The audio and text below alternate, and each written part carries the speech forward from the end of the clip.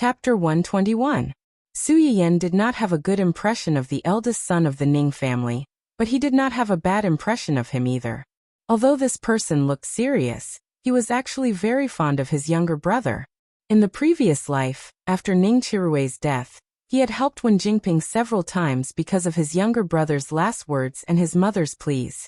Even his friends and subordinates suspected that he was treating Wen Jingping differently, because he had taken a fancy to her. Later on, Hua Qinhuan asked him this question when they bumped into each other on the road. Su Yiyan was beside Hua Qinhuan at that time and clearly heard him say, "She was the only person Qirui could not let go of before he passed away. If she died, my mother's only hope would be gone. I can't take this risk. I'm even more afraid that I won't be able to face Qirui when I'm in the afterlife." In short, he was not interested in Wen Jingping at all. It was only because his younger brother did not want his mother to lose her emotional support that he had no choice but to protect this ordinary woman. When Hua Xiaofeng and Wen Jingping bit the hand that fed them and tried to take over the Qi family's assets, Ning Xiyuan was not oblivious. He tried to resist. However, just like Su Yiyan in the previous life, Hua Xiaofeng was not even 1/10 of Ning Xiyuan's ability. If the two of them really fought, there was almost no doubt who would win. However, Hua Xiaofeng had the halo of a protagonist, so all his talents and abilities had to be put aside. He was just about to make a move on the Ning family when Ning Xiyuan met with an accident.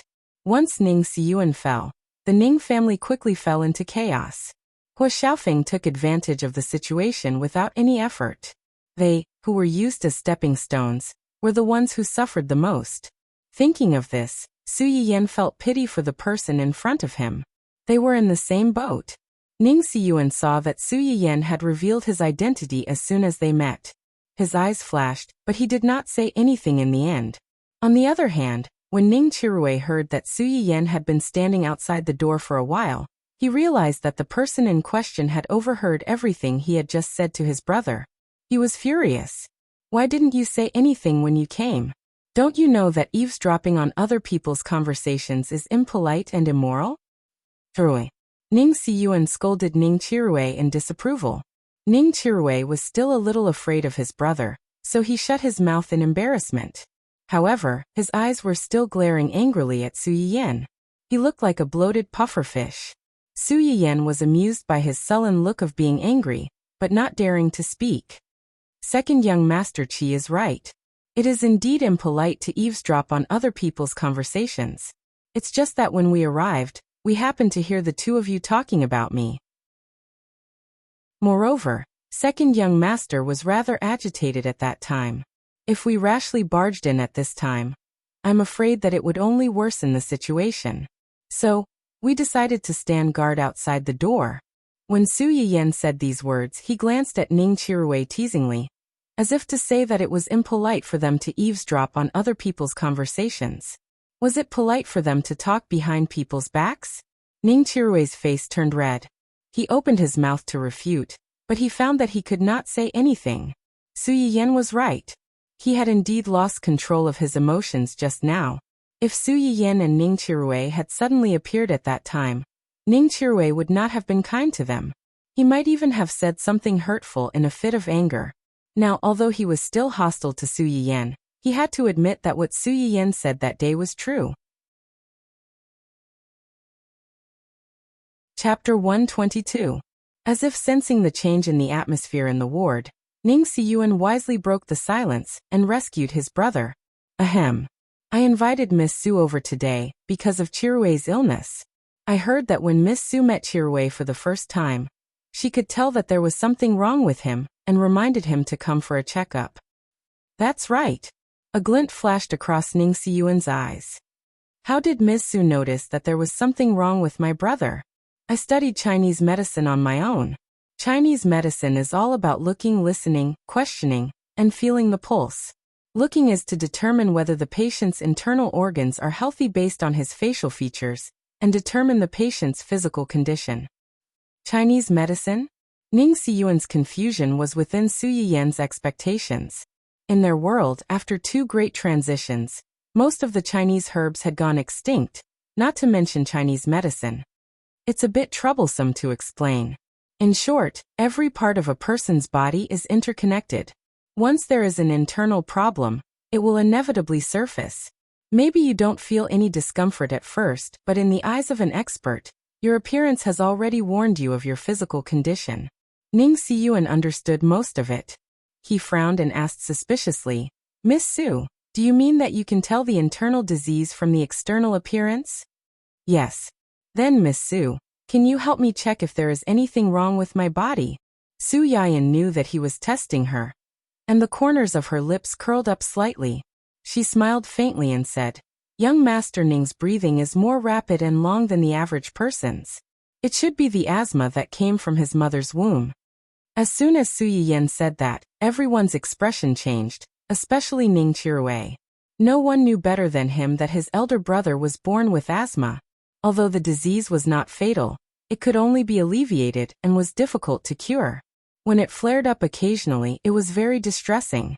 Compared to him, Ning Siyuan was much calmer. Although not many people knew about his asthma, it was not a secret. It did not mean anything that Su Yiyan could say. Su Yiyan was also aware of this, so he continued, Other than that, your stomach isn't very good either. You should be having frequent stomach pains recently, right? Ning Siyuan narrowed his eyes and finally looked at the person in front of him. Brother, your stomach is really...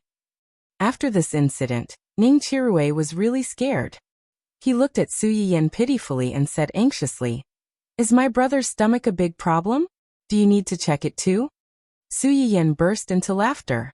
Ning Chirui was stunned, and his face turned red.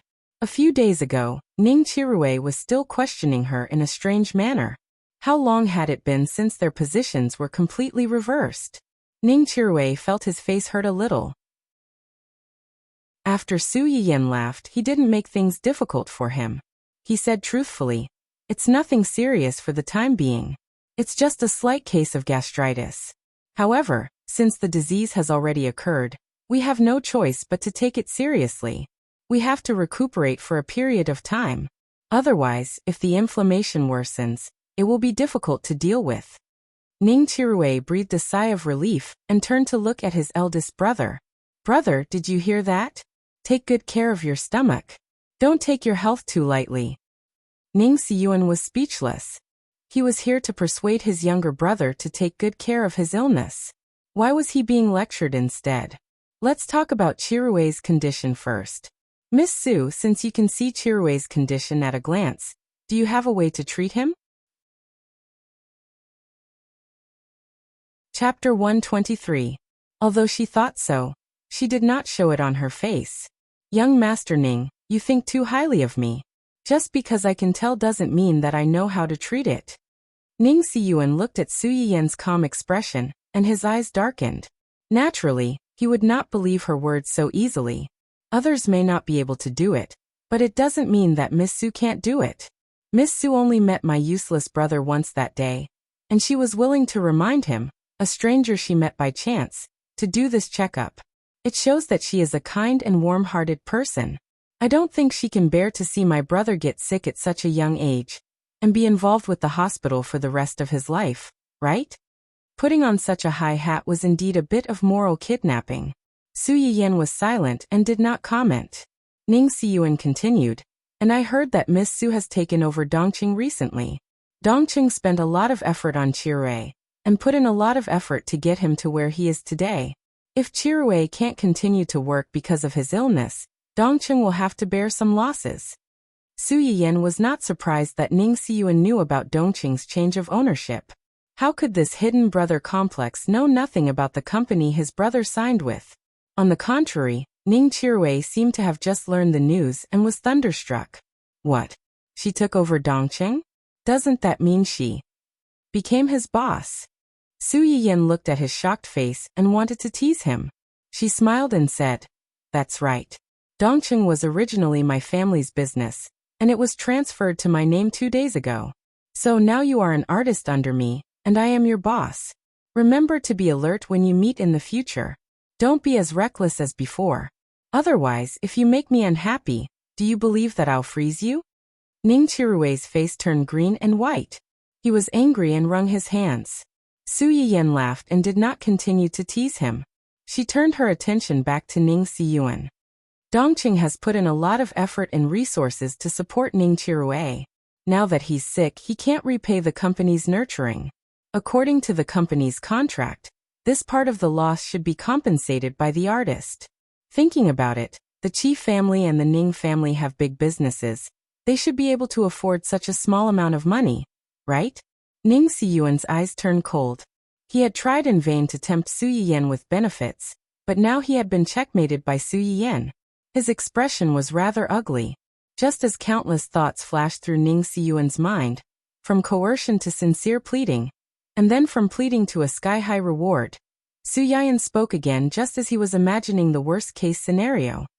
However, as President Ning said just now, I'm a kind-hearted and warm-hearted person. I really can't watch someone die in front of me, even if it's just a small life. Ning Chirue was speechless. Can you be more shameless? How could anyone boast and praise themselves like this? And what did you mean by that last sentence? He was the young master of the Ning family, but in her eyes his life was just a small life.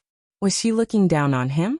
Ning Chirue, who felt that he was being looked down upon, was furious again.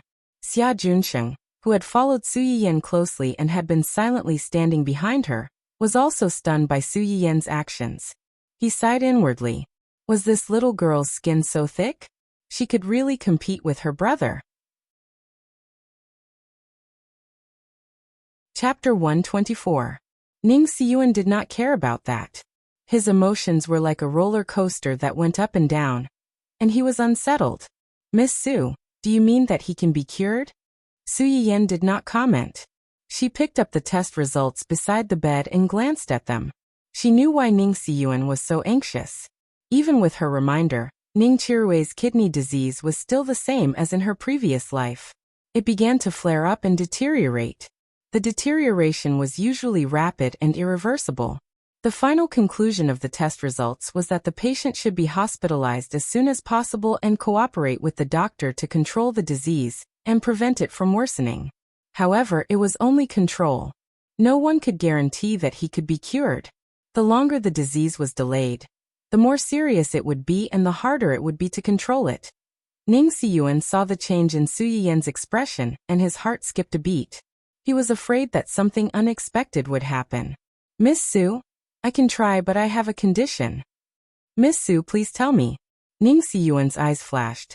He thought that Su Yiyan would ask for an exorbitant price, but, during the treatment process, the patient needs to cooperate with me 100%.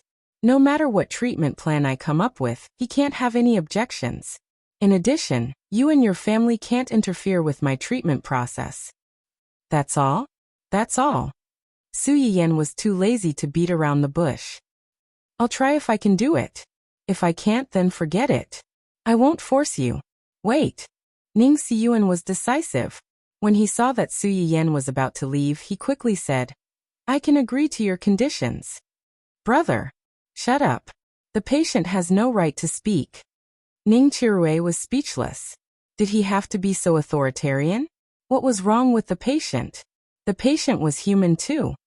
I can agree to all the conditions that Miss Su just mentioned, but Miss Su, you have to let me know first, right? As long as we agree to your conditions, can you guarantee that you can cure my brother? President Ning, you think too highly of me. Even the best doctor in the world can't make such a promise to the patient. Ning Siyuan's face darkened. Are you kidding me? Su Yiyan met his gaze without a trace of fear. I just said I'll try. From her point of view, helping Ning Chirue was a risky endeavor. She was not foolish enough to boast to Ning Siyuan at this point in time. It would be a strenuous and unrewarding task for her. The two of them stared at each other in silence for a long time. In the end, it was Ning Siyuan who broke the silence. Even if there's no guarantee that I'll be cured, Miss Su must have some expectations in her heart. May I ask how confident Miss Su is? Su Yiyan's eyes flashed and gave a more conservative estimate. 60%. But if your brother cooperates actively and your family doesn't interfere, we can raise it to 80%. If she hadn't activated her second skill, she might not have been so confident. Now that she had activated her second skill, she was much more confident. Ning Siyuan heaved a sigh of relief.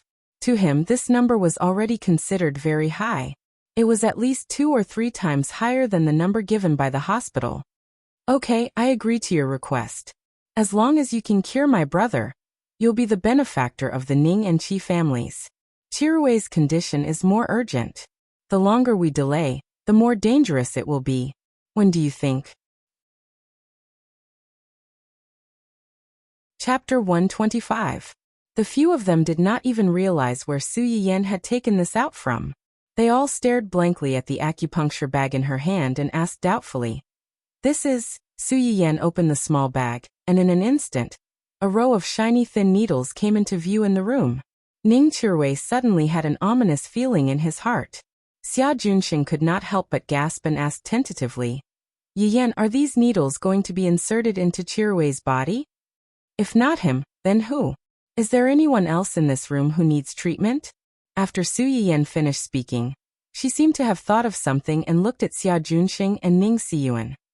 If you two want to be treated with me, I can also insert a few needles into your bodies.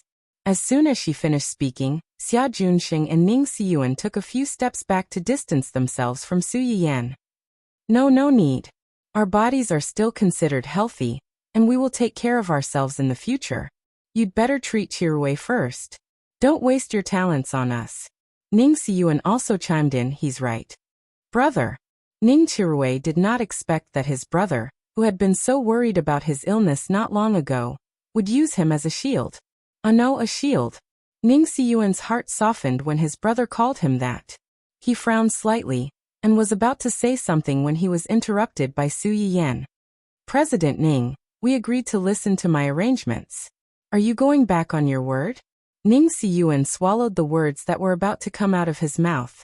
Ning Chirui was extremely anxious. Brother, that's a needle. It's so long and sharp. How painful would it be if it pierced into the body? Moreover, I've never heard of anyone saying that acupuncture can cure illnesses. She's using her position to avenge a personal grudge. Brother, can you bear to see me being bullied by her like this? If you've never heard of it, it only means that you're ignorant. If your illness could be cured using normal methods, your brother wouldn't be in such a hurry to find me. Special conditions require special treatment. We agreed that you'd listen to me. If you don't cooperate, I'm leaving. Ning Chirui choked. Xia Junxing also persuaded. Chirui, just bear with it. That needle may look scary, but for the sake of your illness and your life, what's a little pain? Do you have the heart to let your parents send you off? Ning Chirui could not say anything and could only look at his brother for help. Ning Siyuan's heart almost softened, but when he thought of Xia Junxing's words, he steeled his heart and turned his face away to ignore his pleas. Su Yiyan's what she saw. She rolled Ning's treatment. Get someone to guard the ward. Don't let anyone come in and disturb me. As you can see, this needle is really scary. What if someone suddenly rushes in and gets scared when I'm pricking him, and accidentally pricks him? Ning Chirui almost burst into tears. Was this a threat? It was a threat. Ning Siyuan seemed to have finally realized how scary the person in front of him was. He quietly went out to help. A few minutes later, the required items were delivered. A few bodyguards were guarding the door. Su Yiyan straightened her face. First she lit some mugwort. The room was filled with the fresh aroma of mugwort to soothe the patient's tense mind. Then, she took out the silver needles to disinfect them. She raised her hand and approached Ning Chirui. Chapter 126. Ning Siyuan and Xia Yanyan were shocked. They looked in the direction of the sound with their pale faces, only to see the inch-long needle hanging in front of his chest. It did not even break his skin. The two of them. It was not just the two of them. Su Yiyan was so shocked that her hand trembled. She took a closer look and realized that she had not stabbed him at all. Su Yiyan frowned. She looked at the spot, and was about to stab him when she let out another long scream. The three people in the room. Close, scream, close again, scream again. After a few times, Su Yiyan felt that she was going deaf. Finally, she could not take it anymore and slammed the table beside her. What are you screaming for? The needle didn't even go in. What are you screaming for? Even girls don't scream as loudly as you do when they get injections. You're a big man, aren't you? Are you trying to raise your voice in front of a big boss like me so that you can recommend yourself and develop a side career? When Xia Junxing heard Su Yiyan's words, his eyelids twitched. He reminded her. Yiyan Qirui came from a talent show. Singing is his main job, not his side career. Su Yiyan was so angry that she laughed. Main job? No wonder he screamed so loudly. If I didn't know better, I would have thought that he was singing a folk song. After being scolded by Su Yiyan, Ning Qirui lost all his previous arrogance. He shrunk his neck like a little wife and said fearfully, I'm scared. Now you're scared? Weren't you quite capable before? I'm warning you, this is the last time. If I hear you scream again, I'll turn you into a hedgehog and let you scream to your heart's content. Ning Qirui was so scared that he burped and looked at Su Yiyan with red eyes. This woman was not human at all. She was a demon. Su Yiyan was also troubled by his behavior. Forget it. Both of you come over and help me hold him down. Don't let him move. Ning Siyuan and Xia Junxing wanted to stay as far away from Ning Qirui as possible, but they were called out. They looked at each other, and although they were reluctant, they still went forward and held Ning Qirui down. Ning Qirui wanted to cry but had no tears. He felt like he was a fish on a chopping board, and Su Yiyan was the murderer with a kitchen knife who was about to cut him into pieces. When Su Yiyan saw that he finally stopped making a fuss, she breathed a sigh of relief. She focused her attention on the acupuncture point where she was about to insert the needle, and probed forward slightly. When Ning Qirui saw the tip of the needle approaching, he opened his mouth to scream, but his eldest brother covered his mouth first. He could only watch as Su Yiyan pierced the needle into his own flesh. It wasn't painful, but there was a strange feeling that made his hair stand on end. Ning Siyuan and the other man heaved a huge sigh of relief when they saw that the needle had finally penetrated the skin. Before he could rejoice, he saw a small stream of blood suddenly fly out from the place where the needle pierced. Although it was said to be a small amount, it was actually only 2 or 3 small drops of blood. However, it still brought a great deal of trauma to the people present. The atmosphere in the ward was a little awkward for a moment. Ning Qirui's face was pale, and he looked miserable as if he was about to die. Su Yiyan also realized that she seemed to have missed the needle by a little. She laughed awkwardly and said, "Ahem, I haven't practiced for too long, so I'm a little rusty. It's not a big problem. It's not a big problem." The 3 people in the room were speechless. How is this not a big problem? Chapter 127. After a moment of chaos, Su Yiyan finally managed to insert the needles into the fixed acupuncture points. After that, it was another round of torture. At first, Ning Qirui was still grumbling and refusing to comply. Later, he realized that he was already isolated and helpless in this matter. No matter how much he struggled, he could not escape from Su Yiyan's clutches. He gave up on himself and closed his eyes. Out of sight, out of mind. After a few accidents, Su Yiyan's needles became more and more stable. In the end, he basically did not feel any pain, and there were no more blunders like at the beginning. The faint aroma of mugwort drifted in the room. It was very calming and sleepy. When Su Yiyan removed the needles from Ning Qirui's back, the guy had already fallen asleep. However, the corners of his eyes were still slightly red, and his expression was innocent with a hint of grievance. He looked like, as if he had been viciously F***ed. It was not wrong to say that he had been F***ed. After all, Su Yiyan had indeed inserted a lot of needles into him. The 2 onlookers had goosebumps. Ning Siyuan, who had been by the side, saw that Su Yiyan had finished inserting the needles. He anxiously stepped forward and asked in a low voice, "That's it?" "Yes." Su Yiyan put away the needles and sighed softly. "It's the first treatment, so I'm not particularly well prepared. I'll come again in the afternoon the day after tomorrow and perform moxibustion on him again. After that, I'll do it about twice a week." When Ning Siyuan heard that Su Yiyan would perform the same treatment again the day after tomorrow, his face was a little pale. When he heard the second half of the sentence, his expression became slightly better. In addition, after the acupuncture, You have to pay special attention to your diet. You can't drink alcohol and eat some stimulant food. You can eat more protein foods like fish, eggs, milk, and so on. After Su Yiyan finished speaking, he seemed to have thought of something and sighed. Forget it. You probably don't understand. I'll take care of the diet myself.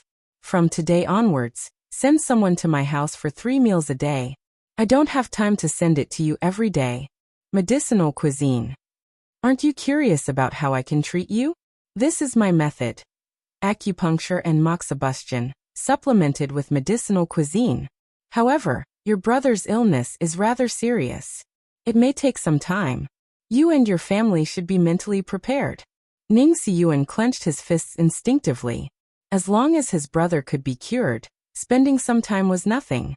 They could afford to wait, as long as he could recover. Then I'll leave it to you, Miss Su. Leave your contact details with Miss Su, and I'll send someone to pick it up regularly. Ning Siyuan paused. As for the cost of the meal, the corners of Su Yiyan's lips curled up slightly as she teased. There's no need to pay for the meal. My family also needs to eat, so it's not a big deal to bring him along. However, I hope that President Ning can help me keep an eye on him when the time comes, lest he thinks that I'm trying to poison him with ill intentions. If he throws away all the things that I worked so hard to make, then I really can't do anything. Ning Siyuan felt a little awkward when he heard what she said. He asked tentatively, "May I ask if there's any conflict between Miss Su and Chirui? Chirui seems to have feelings for you, Miss Su." Su Yiyan knew what he wanted to ask. Her eyes flickered slightly as she said with a faint smile, "Conflict? Not really. Today is the second time I've met him. The first time was in Dongqing City when I asked him to go for a checkup." Chapter 128. Ning Siyuan thought he had figured out the truth, but was interrupted by Su Yiyan with a smile. "That's not entirely true. Isn't it? Your brother's hostility toward me didn't start after I said those words to him, but before. To be more precise, it was when I hadn't even spoken to him yet. Just by hearing Brother Junxing mention my name, he already showed hostility towards me. Brother Junxing can testify to that." Xia Junxing frowned when he heard Su Yiyan mention him. He stepped forward and said, "That's right. I wanted to introduce them to each other at that time, but Chirui's expression changed when he heard Su Yiyan's name. Miss Su, are you suspecting that someone deliberately sowed discord in front of Chirui?" Ning Siyuan didn't think they were lying. According to the assistant's description, Su Yiyan and Xia Junxing were not the only people present that day. Ning Chirui's manager was also present. Even if he didn't ask his brother about the situation that day, he could ask his manager. "I don't know about that. President Ning, you can ask your brother if you really want to know. If there's nothing else, I'll go back first. Contact me if there's anything else." Su Yiyan had done everything she could, so Ning Siyuan had no reason to keep her. After a long time, Su Yiyan was a little tired. She sat in the car and let out a long sigh. When she looked up, she saw Xia Junxing's conflicted face. "What's the matter? Why are you looking at me like that? Can you really cure Chirui's illness by poking him like that? What else can I do? Could it be that you also think that I'm abusing my power to avenge a personal grudge and take revenge on him? Aren't you?" "Yes," Su Yiyan admitted readily. Xia Junxing's expression changed slightly. But it's indeed an effective way to save him." Xia Junxing breathed a sigh of relief and asked curiously, "Is it really effective? Are you afraid that if it's useless, the Ning family and the Qi family will come after me?" Xia Junxing was exposed by her and looked embarrassed. "Don't worry, I won't do something I'm not sure of. Otherwise, I would have rejected this from the beginning. It's not like there's a hole in my head for causing such trouble for no reason." Since Su Yiyan had already said so much, Xia Junxing believed her for the time being and did not continue this topic. Su Yiyan was left alone. She turned to look out of the car window, lost in thought. Indeed, she wasn't worried that Ning Siyuan would find trouble with her.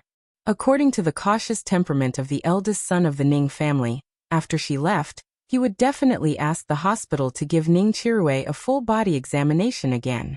Facts spoke louder than words. No matter how much she said, it was not as intuitive as the test data. When he saw the results, he would know that what she said was true.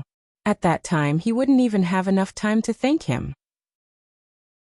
How could he be so foolish as to personally extinguish his younger brother's only hope? Su Yiyan had thought about it a long time ago. The key to the Ning and Qi families becoming Wen Jingping's allies was Ning Qiruei. The only way to break this deadlock was to cure Ning Qiruei's illness. In this way, no matter what, she would still be Ning Qiruei's savior. Even if Ning Qiruei was brainwashed by Wen Jingping and was dead set on her, the Ning and Qi families would not target her in the future because of this kindness. On the other hand, they would still leave some leeway for Wen Jingping, who instigated Ning Qiruei to be her enemy. She did not believe that with so many people in the Ning family, everyone was as blind as Ning Qiruei. They could not see the true colors of the two people, and were at their mercy. Chapter 129.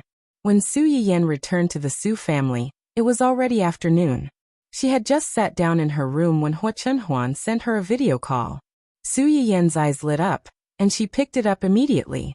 The first thing she saw was a familiar dog's face. Dun Dun first circled the camera a few times, then finally pressed its butt under the camera and used its heart-shaped butt to fill the screen. Su Yiyan was speechless. Showing off its butt in public. How long had it been since they last met? Had this little guy become so flirtatious? Before Su Yiyan could admire her Zai's cute little butt up close, a hand reached over from the side and pulled the little troublemaker aside.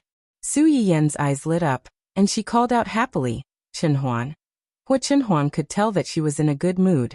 His eyes darkened, and he replied softly, "Yes."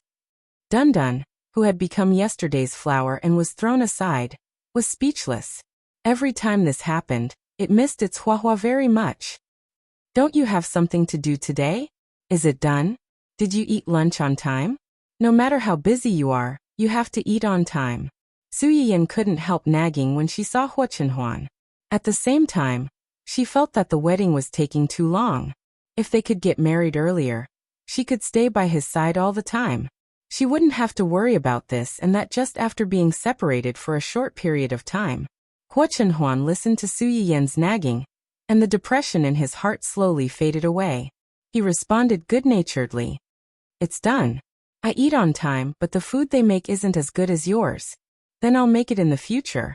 I'll get someone to send it to you." Su Yiyan wanted to send it herself, but there were 4 or 5 people at home watching her. If she went to send it every day, she would make Hua Chenhuan hate her. She had already helped him pull some strings with the old master this morning. Cough cough.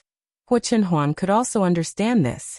Her gaze, which was as cold as a knife not long ago, also softened a lot. After the two of them chatted for a while, Hua Chenhuan couldn't help but ask, "Where did you go today?" Su Yiyan was slightly startled and subconsciously answered, "I went to the hospital." "Hospital? I'm fine. It's just that there's something wrong with an artist in the company. I'm going over to take a look." Su Yiyan paused for a moment. She remembered that she still had to treat Hua Chenhuan later. She gritted her teeth and took the initiative to explain everything that had happened. In the end, he even emphasized the identities of Ning Qiruei and Ning Xiyuan.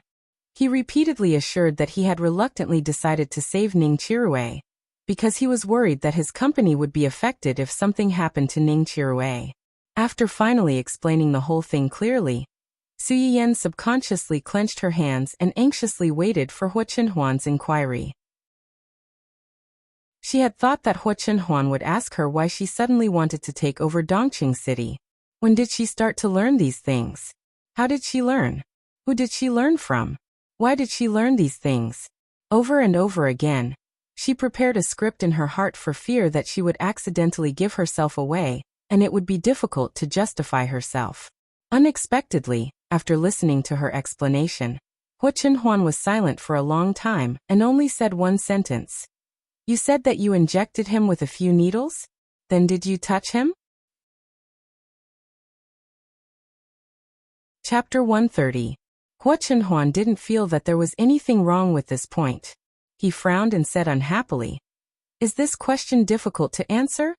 God knew that when he was setting up the proposal place by the sea, he suddenly received a message from his subordinates.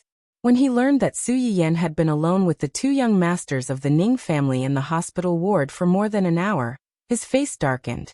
For a moment, Hua Chunhuan had already thought of how to kill all the men who got close to his fiancée. Then he would take her to a place only he knew and lock her up so that no one could see her.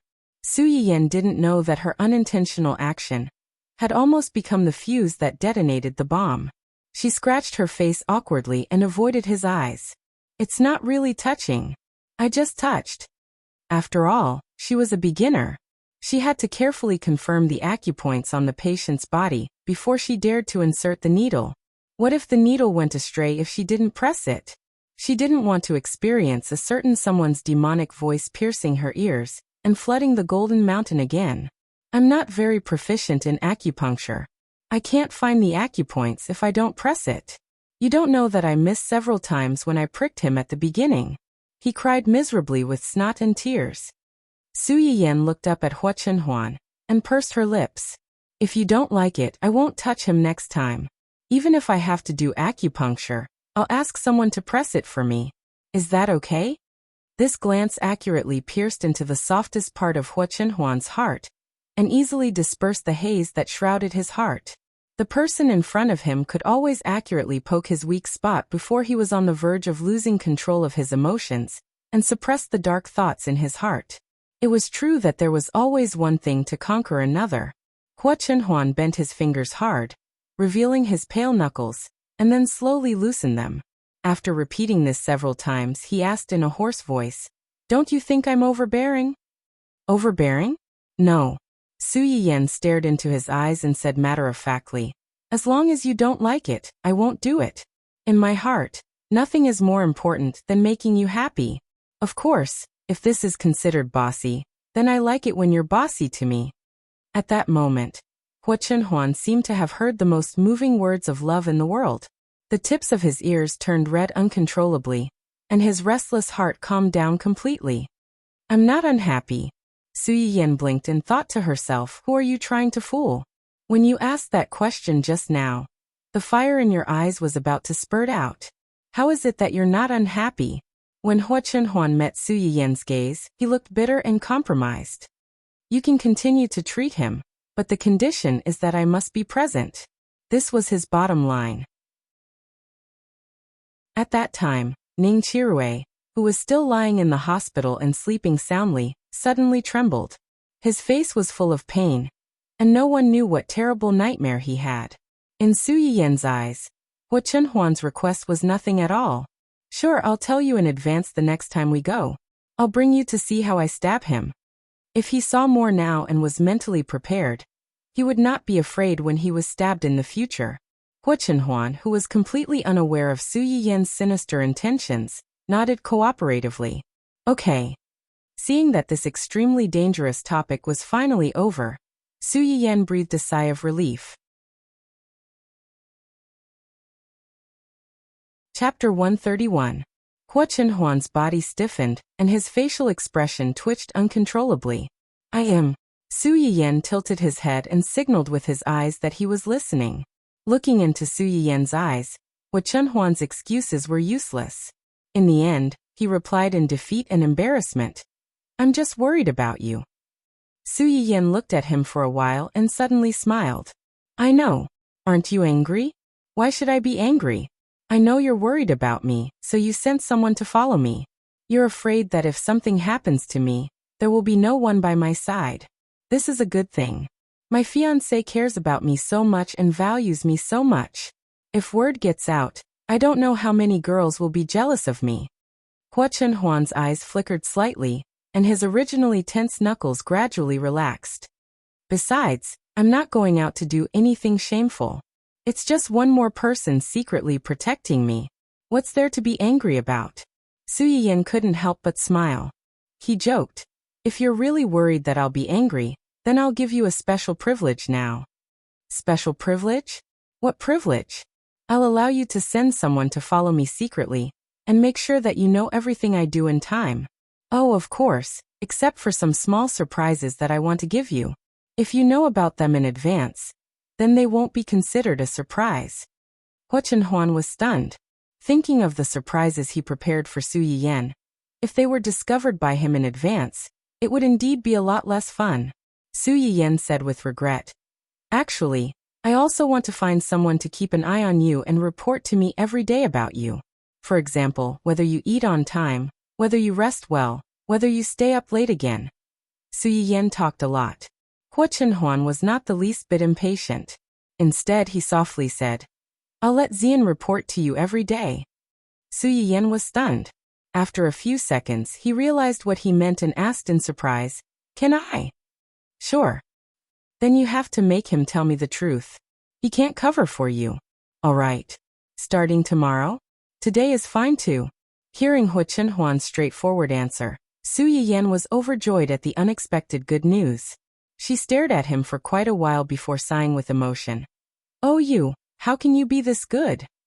Huo Chenhuan blushed at her direct praise, but her eyes were bright as she stared at Su Yiyan. He secretly thought that the good person was not him, but the girl in front of him who tolerated him and put his wishes first. To put it nicely, it was because he was worried about her and sent people to protect her secretly. To put it bluntly, it was because he was following her, spying on her, and even monitoring her. If it was an ordinary person, even if they didn't explode on the spot, they would definitely feel disgusted. However, he saw very clearly that Su Yiyan was not the least bit unhappy. She even approved of his actions. It was because she was confident that she would not do anything to let Huo Chenhuan down. At the same time, it was like she said, she wanted him to be happy and at ease. She magnanimously fulfilled his possessiveness and tolerated his bigotry. Thinking of this, Huo Chenhuan's heart felt a little hot. The two ignored Dundun, who was chased out of the screen, and looked at each other affectionately through the screen for a while. Suddenly, they heard a noisy dog barking from downstairs. Chapter 132. Huo Chenhuan raised her eyebrows slightly, and Su Yiyan was also stunned for a moment. The one with the biggest reaction was Dundun, who had been sad and had been forced to be a third wheel. It stood up and stared at its owner on the screen with its dark eyes, as if to ask, I've only been away for a few days, and you already have another dog.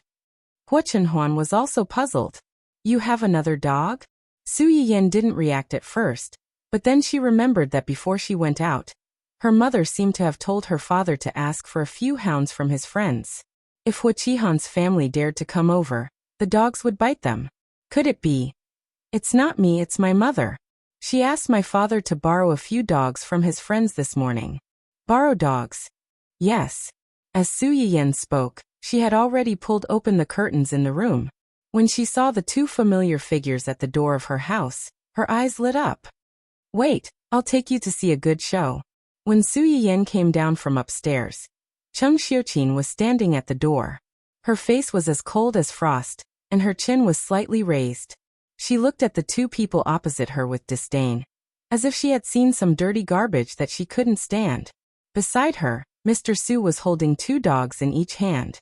The four hounds, which were half the height of a person, were majestically blocking the door. Coupled with their loud barks, it was really frightening. Su Yiyan wanted to go closer to watch the show, but she was stopped by someone. Grandpa? Why are you here? Old Master Cheng snorted coldly. If I'm not here, where else can I be? Those two idiots outside rushed to our house so anxiously. Isn't it because of me? If I go out like this, won't I be giving them what they want? Su Yiyan immediately understood. So my mother asked you to stay here and watch the show? Old Master Cheng knocked his crutch on the ground and snorted, his face full of displeasure. Su Yiyan couldn't help but laugh. Her mother asked the old man to stay in the house. On the one hand, she didn't want Huo Qihan and his wife to see him. On the other hand, she was probably afraid that if there was a conflict, the old man's hands and feet would be injured easily. However, the old man wasn't someone who could stay idle. In addition, he had heard about the matter between Su Yiyan and Huo Xiaofeng, so he was full of anger.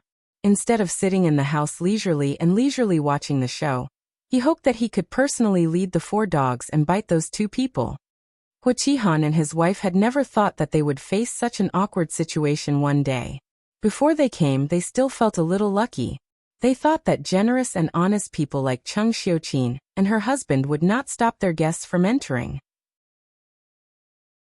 But they forgot that honest people might be easy to bully, but if they were really forced into a corner, they would be much more terrible than ordinary people. Hua Qihan looked at the 4 restless dogs with a livid face, but he didn't want to go back empty-handed. He could only keep winking at his wife. Mrs. Hua was afraid of dogs. Now facing the 4 dogs, her legs were a little weak. Helpless, her husband refused to go back. She could only bite the bullet and shout, "Xiuqin, don't." Before she finished speaking, Cheng Xiuqin interrupted her impatiently. "I'm not familiar with you. You'd better call me Mrs. Su. Otherwise, people will think that our family Hua is a relative of yours."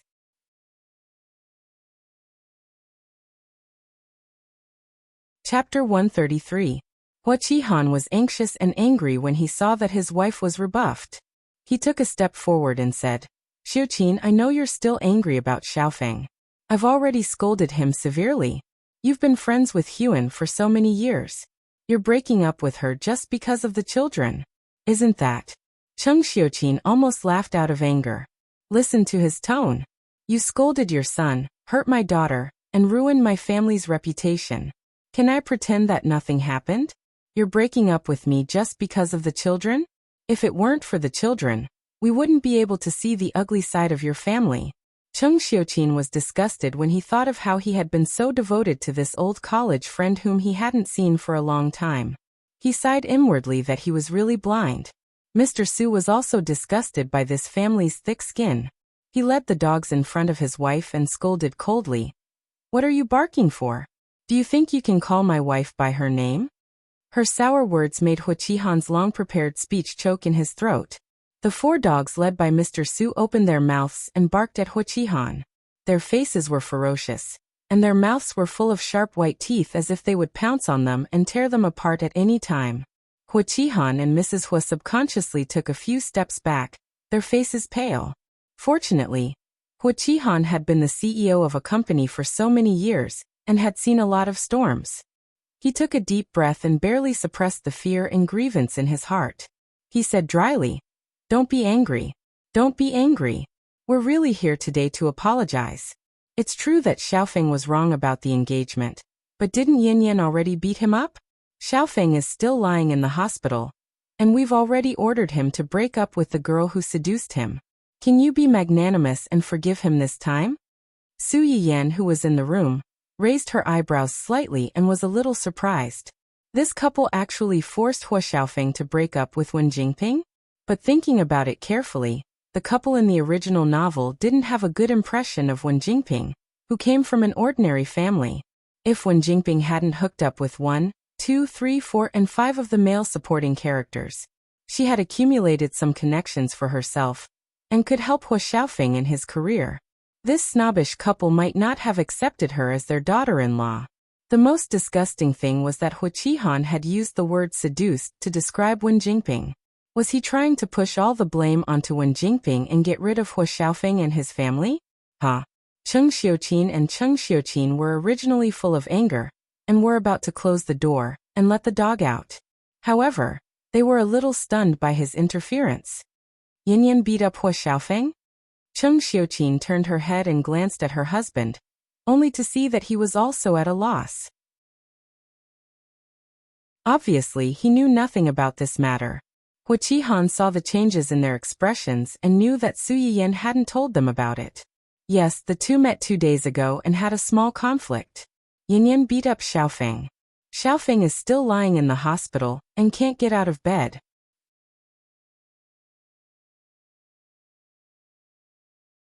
Chapter 134. Hua Qihan's words were very skillful. He had hit someone and even sent them to the hospital. Ordinary people would subconsciously side with the weaker party when they heard about it. He only said that Su Yiyan hit someone, but did not say why Su Yiyan had a conflict with Hua Xiaofeng or why she hit him. He took things out of context and vaguely implied that Su Yiyan hit Hua Xiaofeng because she was angry about being cheated on. Hua Xiaofeng was indeed wrong before, but now he had hit and scolded him. They also made him break up with that woman. If the Su family continued to pursue the matter, they would inevitably be aggressive. Su Yiyan narrowed her eyes and saw through Huiqihan's plan at a glance. She wanted to go out and expose them, but she was caught by old Master Cheng again. Where are you going? Of course, I'm going out to explain it to them. If I was really angry about the engagement, I would have hit Hua Xiaofeng and sent him to the hospital. Why would I wait until now? Old Master Cheng heard some clues and his eyes darkened. However, he still did not let Su Yiyan go out. Don't run around. It's useless for a junior like you to go out. They might even accuse you. Old Master Cheng wanted to say, Grandpa will stand up for you. However, when he was about to say it, he remembered his daughter's instructions not long ago and had to swallow his words. Coincidentally, Qin Shueru happened to hear the noise and came down from upstairs. Old Master Cheng changed the topic. Let your aunt help you. Huh. Qin Shueru looked confused. Su Yiyan suddenly reacted and said excitedly, Aunt, do me a favor. Outside the door, Huiqihan saw that Cheng Xiuqin's and Qin Shueru's expressions were slightly relaxed. Just as he was about to say something, he saw a beautiful woman come out of the house. Qin Shueru glanced at the couple with an ice-cold expression. She quickly walked up to Cheng Xiuqin and whispered a few words into her ear. The few people present saw Cheng Xiuqin's face darken at a speed visible to the naked eye. He looked at the two of them as if he wanted to eat them alive. Old Su, release the dogs and bite them. Although Father Su didn't know what Qin Shueru said to his wife, since she was so angry, it must be that the couple had done something to make her angry again. As a qualified wife-slave, Mr. Su believed in his wife unconditionally. He let go of the leash in his hand so that the dogs could no longer be controlled, and rushed toward Huiqihan and Su Qianxi. What are you doing? Don't come over. Don't come over. The two of them were shocked, especially Mrs. Hua. Her legs were so weak that she could not run. She was dragged by Huiqihan for a few steps before she finally reacted and stumbled forward. However, how could a two-legged person outrun an experienced four-legged hound? It didn't take long for the four dogs to catch up. From afar, the screams of the two of them could be heard as they were bitten by the dogs. Ha ha ha ha. Although Su Yiyan couldn't see their miserable state, he could roughly imagine how miserable the two of them were when he heard the screams. He felt a burst of joy in his heart. After laughing for a while, he took the initiative to greet the hero of the day and praised sincerely, Mom, you were really amazing just now. Chapter 135. After Cheng Xiuqin finished bragging, he seemed to have thought of something and his face darkened. No, I only let the dogs bite them. It's not enough to appease my hatred. Look at who was the one who begged us to marry our daughter to him. Now look at what happened.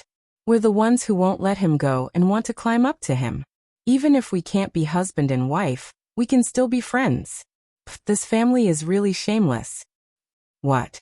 Mr. Su was still upset that his daughter only praised his wife and not him. When he heard this, he couldn't be bothered to be jealous. He was about to walk out with a dark face when Su Yiyan pulled him back. Dad, where are you going? I'm going to chase them back. Chase them back? Su Yiyan blinked and looked curious. And then? Beat them up. Su Yiyan was amused by her father's straightforward words. Forget it, forget it. Beating trash like them will only dirty your hands. Although she said that, Mr. Su was still a little indignant. Su Yiyan saw this and smiled slightly. She took the initiative to hug Mr. Su's hand and comforted him. Also, I've already taught Hua Xiaofeng a lesson. Didn't you hear what they said? Hua Xiaofeng is still lying in the hospital and can't get out. Today they suffered at your hands. They probably won't be able to cause any trouble for a while. Qin Shueru came out late and missed the first part of the show. When she heard Mr. Su's words, she was still a little suspicious. Yin Yan, did you really beat him up? Did you hit him hard? Could it be that this family exaggerated their son's injuries in order to blackmail us? With Qin Shueru's reminder, Cheng Xiuqin and Cheng Xiuqin came back to their senses and turned to look at Su Yiyan questioningly. Su Yiyan smiled and said gloatingly, They're not lying this time. That day, I beat Hua Xiaofeng up quite badly. His face is needless to say. The main thing is that place. I kicked him a few times. I don't know if his balls are broken. Everyone present After a suffocating silence, Mr. Su turned his face away uncomfortably. He refused to think about how tragic Hua Xiaofeng's situation was. Qin Shuiru and Qin Shuiru blushed. They were embarrassed and relieved at the same time. He deserved it. Towards this kind of scum who still went out to fool around even though he already had a fiancée, he should be kicked until he couldn't take care of himself for the rest of his life. The two of them were not the only ones who had such thoughts. When old Master Cheng heard the words that Su Yiyan had asked Qin Shuiru to convey, his face turned ashen and his anger soared. He almost rushed out to beat up the couple without caring about anything else. Yan didn't do anything wrong. People who think too highly of themselves and think that they can humiliate others just because they have a good family background should be taught a lesson, so that they won't harm others in the future. This couple was really stupid. Their son had done such a thing, yet they still had the face to come here. Did they really think that we would forgive them just because they apologized? This family Hua is rotten to the core. It's hopeless. When Su Yiyan heard the first part of the conversation, she hurriedly nodded in agreement. However, when she heard the last part, she couldn't accept it. Grandpa, you can't overturn the whole boat with one pole. That Hua Xiaofeng's family is indeed a weirdo, but my fiancé is a good person. Old Master Qing instantly choked. He looked at his precious granddaughter, who was consciously defending her fiancé's reputation, and talking back to him with righteous words. He immediately muttered to himself, "You're not even married yet, but you already know how to side with outsiders." How am I siding with outsiders? Once we get married, we'll be a family. I'm clearly siding with them.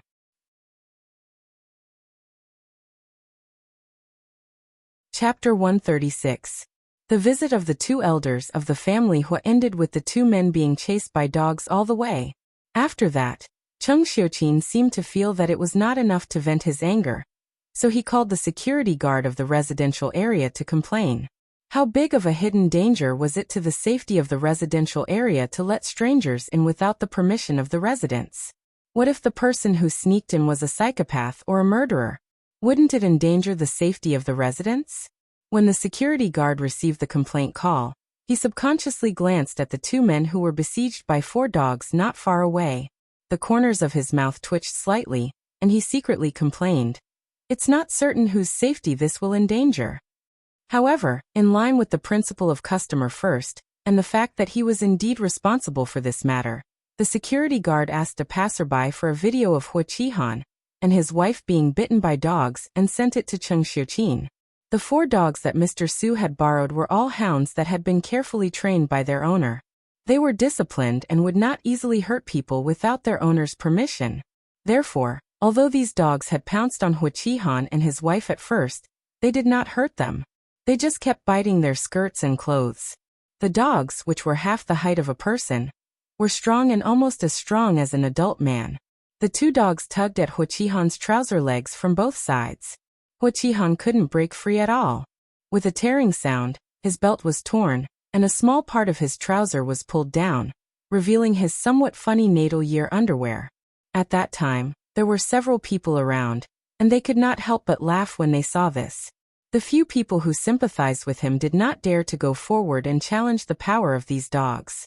They could only stand by and watch this farce sympathetically and helplessly. Hua Qihan had lived for more than 40 years, and had never been so humiliated. In a fit of anger, he kicked the dog closest to him. The dog did not hurt people because of its owner's instructions. Otherwise, Hua Qihan and his wife would have been torn apart by it. Hua Qihan's kick hurt the dog and it became angry. It no longer followed the rules, and opened its bloody mouth to bite Hua Qihan's fleshy buttocks. Ha ha ha ha. I'm dying of laughter. I'm dying of laughter. How delightful. How delightful. Who asked them to bully others? This is great. If someone posts it on the public platform, their family will become famous. Ha ha ha ha. Cheng Xiuqin watched the scene in the video and laughed. Mr. Su watched from the side. Although he felt happy, he still frowned and covered Cheng Xiuqin's eyes. Hey, what are you doing? Why are you covering my eyes? Don't look. You'll get a pinprick. His wife was looking at another man in front of him.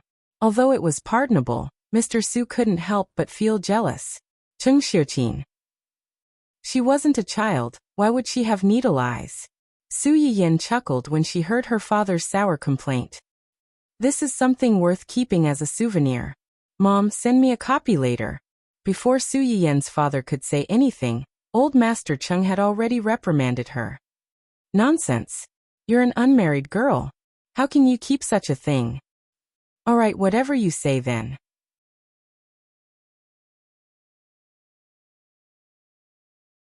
Chapter 137. Su Yiyan's action of opening the door suddenly paused, and her eyes widened unconsciously. She finally remembered what she had forgotten.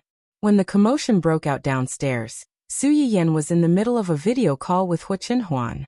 Considering that the relationship between Hua Chenhuan and Hua Qihan's family was not very good, she wanted to take some people downstairs to watch the commotion. However, she bumped into old Master Chung as soon as she went downstairs.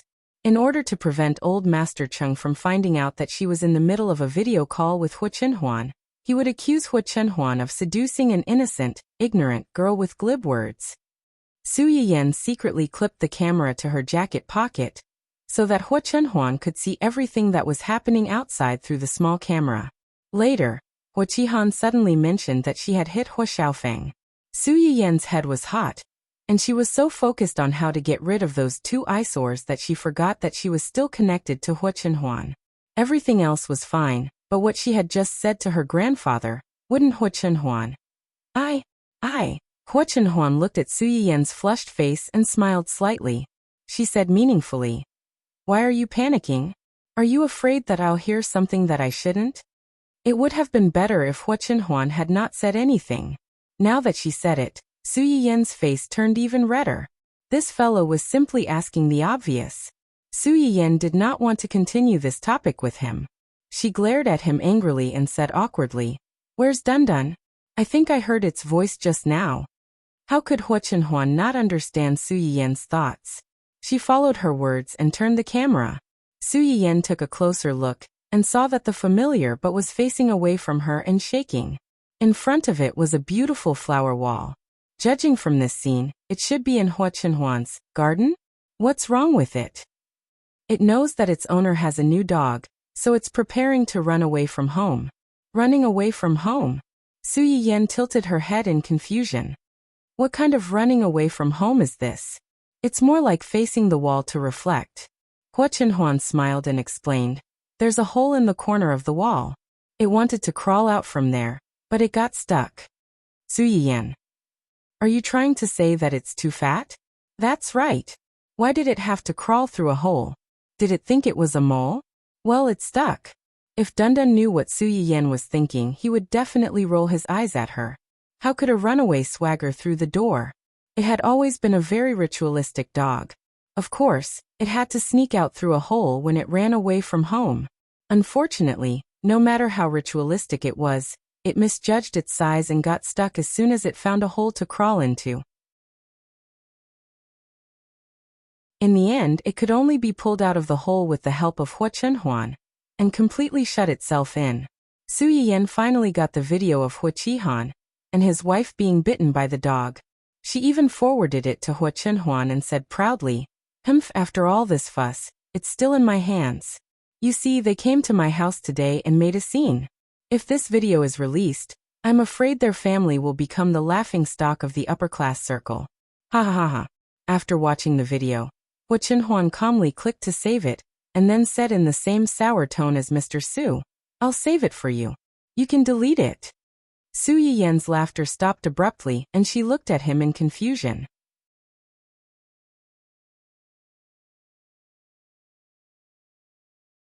Chapter 138. This familiar argument made Su Yiyan laugh. She raised her eyebrows and joked, "Really? Then I won't watch it in the future." Hua Chenhuan was relieved. "Okay. But I really want to see yours. Can't I?" Hua Chenhuan was stunned. Her usually serious face turned red from her cheeks to her neck at a speed visible to the naked eye. Su Yiyan threw herself into the blanket and laughed hysterically. She laughed until Hua Chenhuan was about to fly into a rage out of humiliation. She coughed lightly and said, "Okay, I won't joke with you anymore. Since you want to delete it, then delete it. But you have to save it for me." If they dare to come and disturb my parents in the future, I'll buy an advertising space in the central square and broadcast this video 24 hours a day. I'll make them a complete laughingstock. Okay. Dun help me comfort it. I am still very loyal. There is no other dog except for it. My dad has just sent the 4 dogs back. Okay. I still have to cook, so I'll leave first. I'll contact you later. Okay. Su Yiyan was about to end the video call when Hua Chenhuan suddenly shouted, "Wait! Huh? Is there anything else?" Hua Chenhuan lowered her head slightly and said without rhyme or reason, "Mine can but not others." Huh? Before Su Yiyan could react, she ended the video call as quickly as possible. Su Yiyan was stunned for a few seconds before she realized what Hua Chenhuan meant. She threw her head back into the soft quilt and used the quilt to hide her uncontrollable laughter. How could this guy be so cute? On the other side, Hua Chenhuan, who had unilaterally cut off the communication, spent a long time trying to reduce the heat on her face. She looked at the video in her hand and her eyes sharpened. She turned to contact Zhuo Yanbai. "Young master? Hua Qihan has been too idle recently. Find something for him to do." Zhuo Yanbai was stunned. She expected that Hua Qihan's family might have done something to upset their young master. She was not stupid enough to provoke Hua Chenhuan at this time. She simply replied, "Yes." After ending the call, Hua Chenhuan's expression darkened. His eyes had regained their sharpness, and they were deep and dangerous. A few unpresentable bedbugs were jumping around like grasshoppers after autumn. His patience was about to be worn out. It seemed that his plan had to be brought forward. Since Su Yiyan promised Ning Siyuan to help treat Ning Chirui, she had already drafted a short-term medicinal diet list on the way back from the hospital. Other than that, Su Yiyan had to continue to help her aunt recuperate. Therefore, the general direction of the live stream that afternoon was more or less the same. However, when Su Yiyan prepared the materials and turned on the live broadcast, she found that something was wrong. The number of people waiting in her live broadcast room had doubled from the last time. Many new viewers seemed to have bad intentions. It's finally live broadcast. I thought this plagiarist was too scared to come online. She has already been torn apart by the host, but she still came online as if nothing had happened. Shameless people are invincible. Rubbish host, your face is as big as a basin. I'm going to vomit. Don't. Maybe she's here to apologize. After all, the host has already taken action. Unacceptable. Plagiarist, get out of here.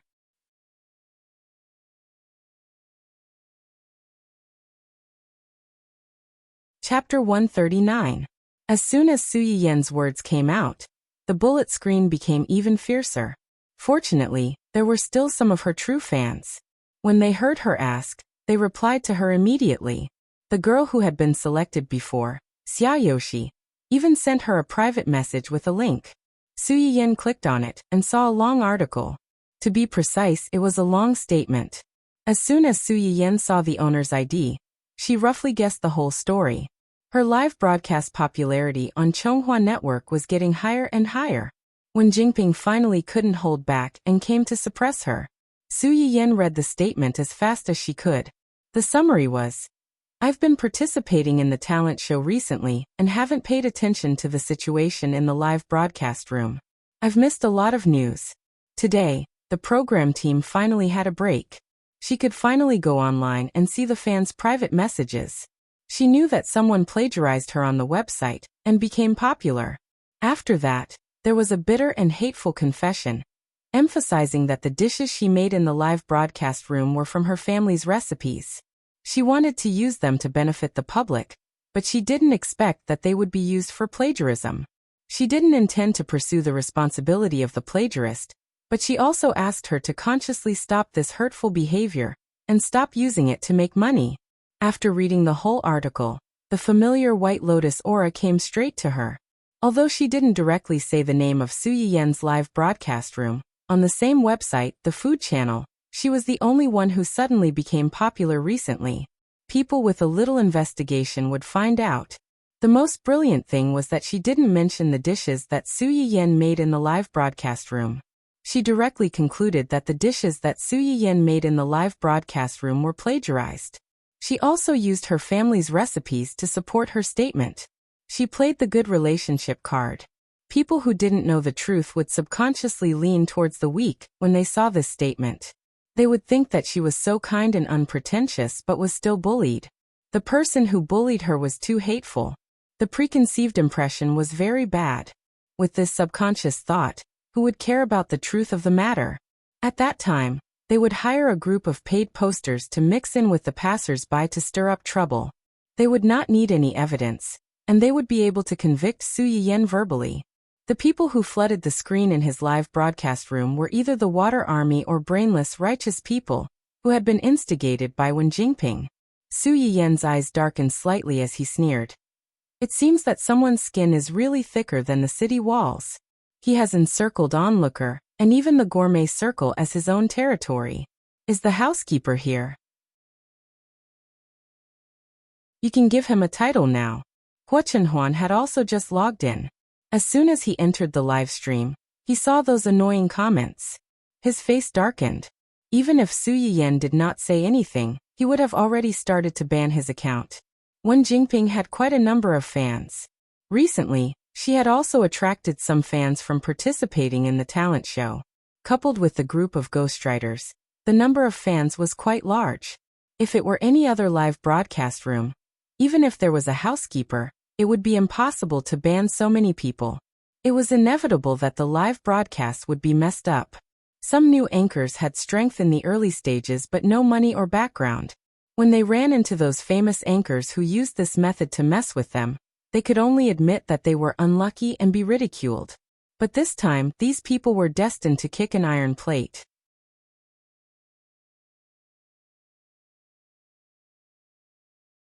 Chapter 140. Therefore, on that day, the technical departments of all the companies under Hua Chenhuan's name received an urgent order. They were to act as external aid for a little-known food streamer on Onlooker Web. They were to investigate and ban the IP addresses of the Water Army. This is too much of a waste of talent. A straightforward technician could not help but mutter softly. Although he spoke softly, there was not even the sound of the keyboard in the room. As soon as he spoke, most of the people in the room heard him. In an instant, the atmosphere in the room became a little awkward. Although the others did not say anything, it was obvious from their expressions that they had the same thoughts as this colleague. They felt that it was too much of a waste of talent to ask them to do such a thing. Yu Zian saw through their thoughts and chuckled. From our boss's point of view, anything related to the lady boss is never a small matter. Do you understand? Like a stone that caused 1,000 ripples, the people who were silently lowering their heads to hide their dissatisfaction were shocked and started whispering to each other. Lady boss? When did the boss get married? I've never heard of it. Our boss has never shown his face in all these years. I'm afraid you don't even know what the boss looks like. How would you know if he's married or not?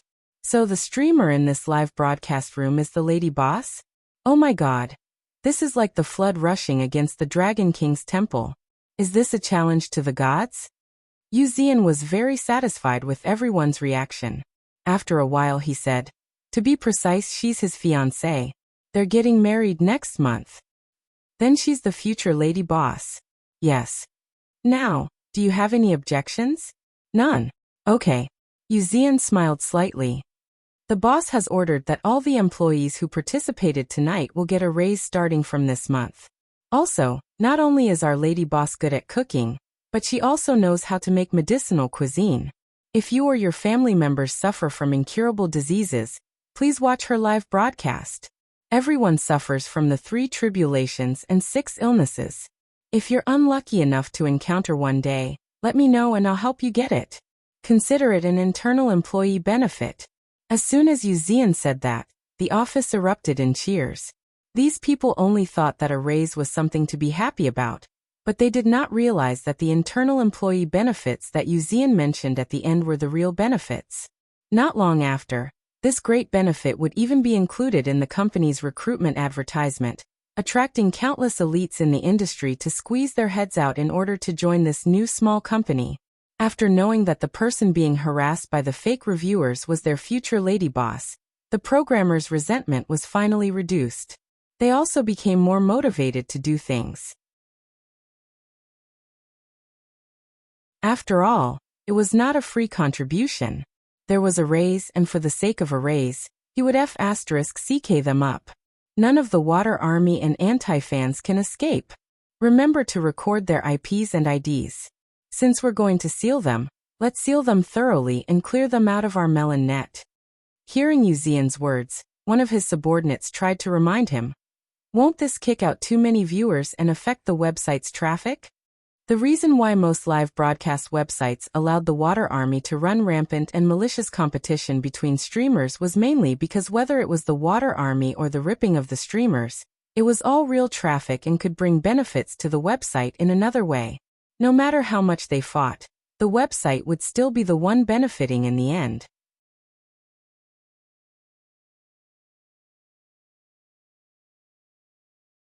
Chapter 141. When Wuxia heard what she said, he did not panic at all. Instead, he replied generously, "Boss will bear all the losses." As soon as he said that, the hearts of the female colleagues in the office could not help but tremble. Could this be the legendary, raging to the crown for a beauty? Rumor had it that their boss was an unpredictable, cold and ruthless person. They did not expect him to be someone who doted on his wife. He was rich, affectionate, and so protective. Why did they not realize that their precious boss was like this in the past? Indeed, good men always belong to other people. They were jealous. Wuxia seemed to have seen through the thoughts of many of the girls in the office. He thought to himself, if you really meet the boss in person, you won't think this way anymore. Back then, his young master was once a rich and wealthy man whom countless wild bees and butterflies vied for. However, when they saw that his legs were crippled, those who could not be chased away immediately turned against him. They avoided his young master like he was a snake or a scorpion, afraid that they would accidentally marry such a cripple. Only young madam was willing to accept and protect his young master. Only she could change his young master. Wuxia had already become Su Yiyan's #1 fan when he saw her teach Hua Xiaofeng a lesson. No matter what, he could not let young madam be taken advantage of on his company's platform. Anyone who dared to mess with their young madam would be exterminated. There was no room for discussion. At that time, Su Yiyan was still unaware that her medicinal cuisine had been included in the company's welfare benefits by Wuxia without her permission. There were many internet trolls, Wen Jingping's brainless fans, and many haters who caused trouble. Hua Chenhuan also needed some time to give orders. Although a large number of people had been banned, there were still some who cursed on the bullet screen. Su Yiyan had just turned around to pick up a pot when she saw a big red message from a hater. "I thought that your cooking was pretty good, and wanted to try it out at the lucky draw one day. Now that I know the truth, I'm really disappointed. Especially the way you guys casually ban people is too much of a bully. From now on, I won't watch your live streams anymore." Su Yiyan was almost amused by this comment. It doesn't matter. It doesn't matter whether you're an audience or not. If you want to eat, you should see if I'm willing to make it for you. Play with you? Is it because my time is not precious? Or is it because the true fans in the livestream room are not cute? How shameless are you? When that person saw Su Yiyan's words, he was furious and wanted to post another message to complain about Su Yiyan's arrogance. However, he realized that his account had been blocked. As for the fans who believed in Su Yiyan's decision to stay, they couldn't help but agree after hearing Su Yiyan's words. That's right, that's right. If you want to scram, hurry up and scram. If you all scram, then no one will compete with me for the streamer's medicinal cuisine. My chances of winning the lottery will skyrocket. You wish upstairs. I'm still here. If you want it, you should give it to me first. Also, don't be angry, streamer. We all support you. Those brainless people who think that they're upholding justice after being instigated by a few words are not only brainless, they're also blind. There are many things in the streamer's livestream room that can't be found on the market. That female streamer came up and accused someone of plagiarism. She should at least show some evidence. No matter what, she should at least show some things in the streamer's livestream room. There are actually people who believe in empty words.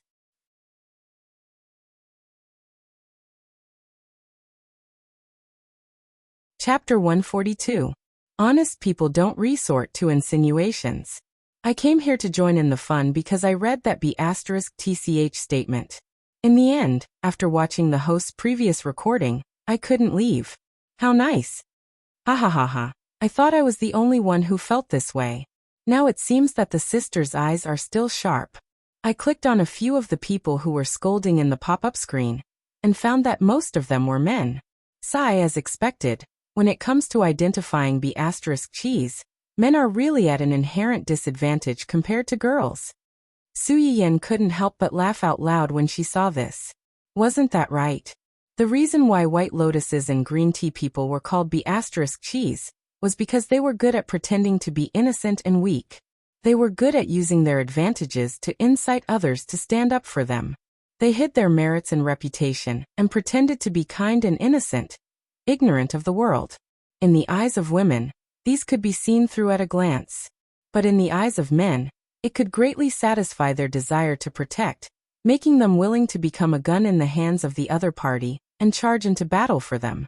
Of course, in addition to most of the girls who were excellent at identifying B*cheese, there were also some more rational boys who stayed.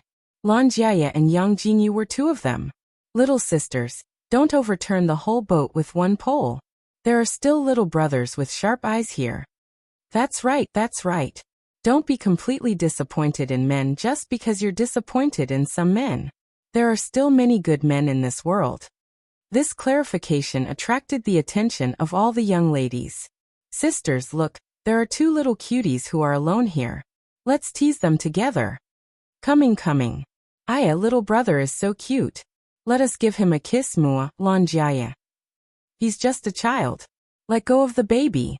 Seeing that the originally foul broadcast room became lively again with the efforts of these little cuties, Su Yiyan couldn't help but smile a little more. She wasn't worried about the commotion caused by Wen Jingping at all. Long before she entered this website and started the live broadcast, she had already expected this day to come. It was still the same sentence. Although she needed the audience's favorability, she wasn't someone who would swallow her anger.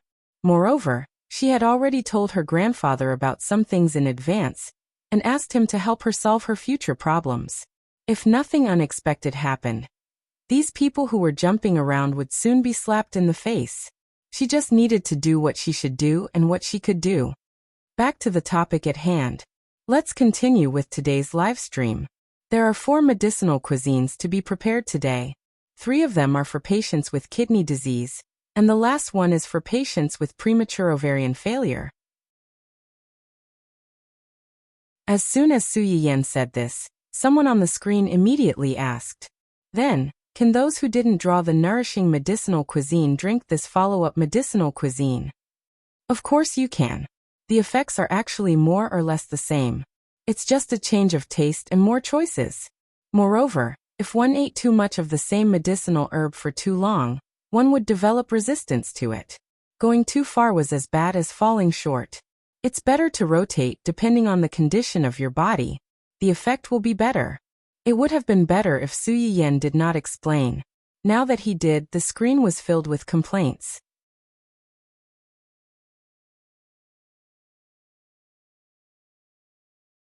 Chapter 143. Then let's make the first soup, poria and pigeon stew. This is what you need to use: poria. Su Yiyan took out a small square plate of small white pieces. Poria has the effect of removing dampness in the orifices, calming the nerves and nourishing the yang. It has a certain effect on physical weakness, edema, and nephritis. Moreover, it's very simple to make. First, soak the pigeon in water, filter the blood, and then put the pigeon, poria, scallion, ginger, and other seasonings together. First boil the water, then reduce the heat to a simmer. Su Yiyan took the casserole pot and stewed the soup according to the steps as she spoke.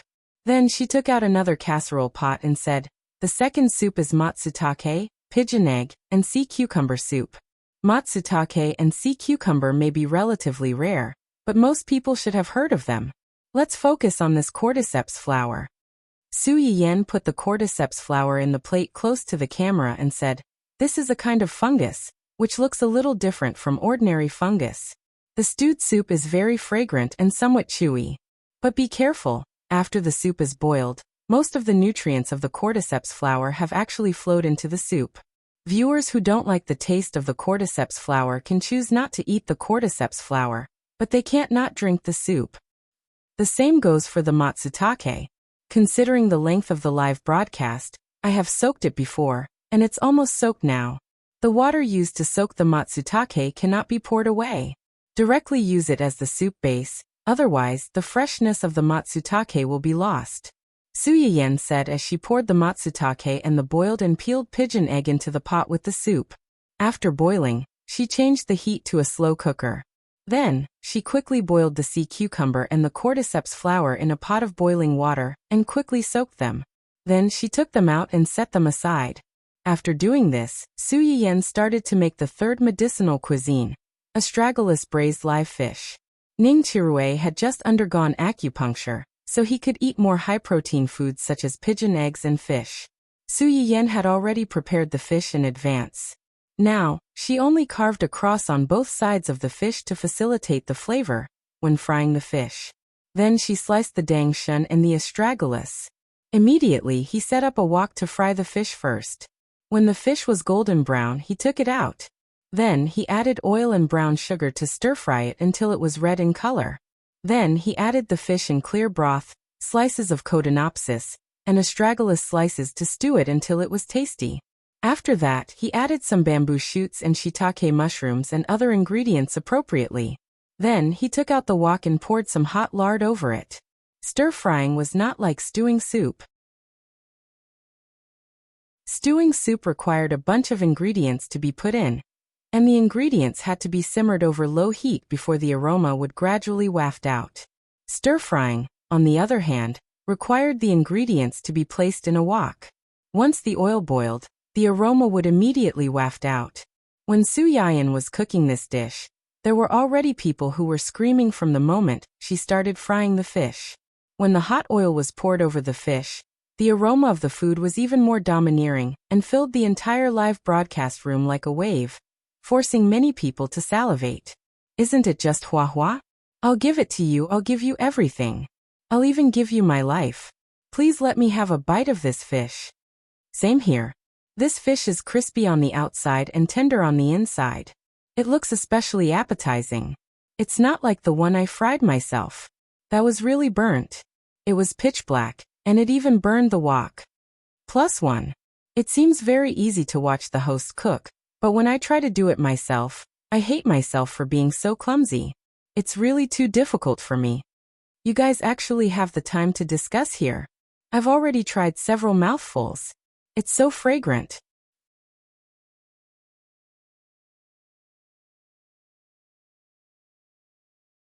Chapter 144. Su Yiyan put the fish on a plate and began to wash the rice to cook porridge. However, she found that a large group of viewers had suddenly flooded into her live broadcast room. There must be something wrong when things are abnormal, especially when these people's comments were strange no matter how she looked at them. Medicinal Cuisine Live Broadcast Room? It should be this, right? I followed the link sent by Big Senior Brother. It should be right. Su Yiyan's live broadcast room had just experienced a water army attack, so she was a little sensitive to this. Just when Su Yiyan and the viewers in the live broadcast room thought that a new water army was in place, a few comments attracted their attention. Host, is what is said on the internet true? Are the Chinese herbs that you used in your live broadcast room really lost on ancient Earth? Can eating them really cure diseases? Host, do you really have Chinese herbs that were extinct on ancient Earth? I saw the ginseng in your video recording. It was so big. Can you take it out and show it to us? Please. Host, we are students of the Department of Pharmacy. Are the materials used in your live broadcast really the Chinese herbs recorded in the text? Where did you get these Chinese herbs that have long been extinct? Can they be planted? You don't have to answer these questions if you don't want to, but please answer my last question. Can these Chinese herbs be sold? Can you sell them to me? Su Yiyan was stunned. Although she had been emphasizing that the materials used in her live broadcast were Chinese herbs, most of the viewers watching the live broadcast only cared about whether the dishes tasted good or not, and whether they could cure her difficult disease. Almost no one was like these people who came up and asked her about the herbs. Could it be that there was news about her grandfather so quickly?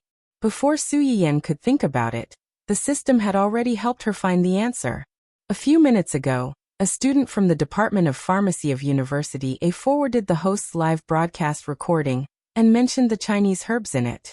It caused a heated discussion among the students of the same department. Now almost everyone has come to find you. A student from the Department of Pharmacy of University A? Peng Jiaji was a postgraduate student in the Department of Pharmacy of University A. He had been following his teacher to study the Chinese herbs that were extinct on ancient Earth because they could not be brought away, or because they could not adapt to the current environment after migrating. 2 days ago, his younger sister suddenly sent him a video. She said that she had recently fallen in love with a food streamer who was very good at cooking and could even cure illnesses. If he passed it on to a top student in the pharmaceutical department, it might inspire him. Peng Jiaji had been working on his thesis for the past 2 days. He thought that his sister was just joking with him, so he didn't take it to heart. A few minutes before Su Yiyan started broadcasting, he was extremely annoyed and happened to see this video again. Peng Jiaji furrowed his eyebrows and opened it with the intention of adjusting his mood. However, his attention was immediately attracted by the huge ginseng in Su Yiyan's hand. What did the streamer just say? The thing in her hand was ginseng. The ginseng that only appeared in ancient literature, and was known as the king of herbs? Peng Jiaji sat up abruptly. His hands trembled as he flipped through the literature. After a long time, he finally found a crude black and white ginseng drawing in a book. He took the picture and compared it with the ginseng that appeared in the video for a long time. He felt that it was a little similar, but also a little different. It was really difficult to come to a conclusion.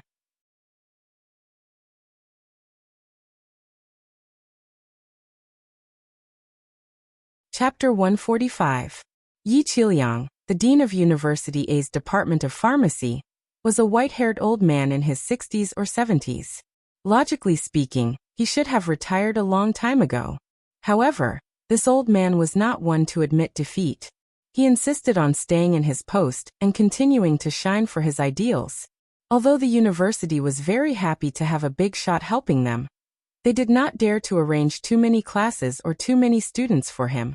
Considering the old man's age, most of the students Yi Qiliang taught now were top students in the field of pharmacy. They mainly focused on Western medicine. The only regret was that Yi Qiliang's family had a Chinese medicine book that had been passed down for generations. Yi Qiliang had decided to study medicine because he read this book when he was young. Who would have thought that when he grew up, he would realize that Chinese medicine was in decline? Even a large portion of the Chinese herbs that were needed had been lost during the 2 transitions. It had been completely annihilated in the long river of history. Without Chinese herbs, a Chinese medicine practitioner was like a housewife who could not cook without rice. Yi Qiliang had no choice but to reluctantly switch to Western medicine.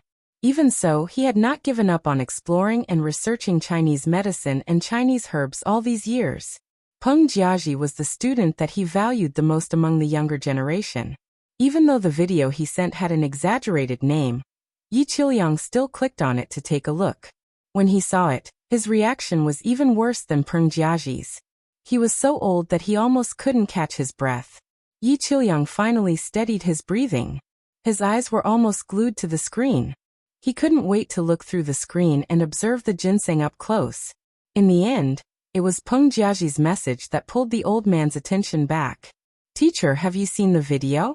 Is the ginseng that appeared in the video the king of all herbs recorded in the ancient medical books?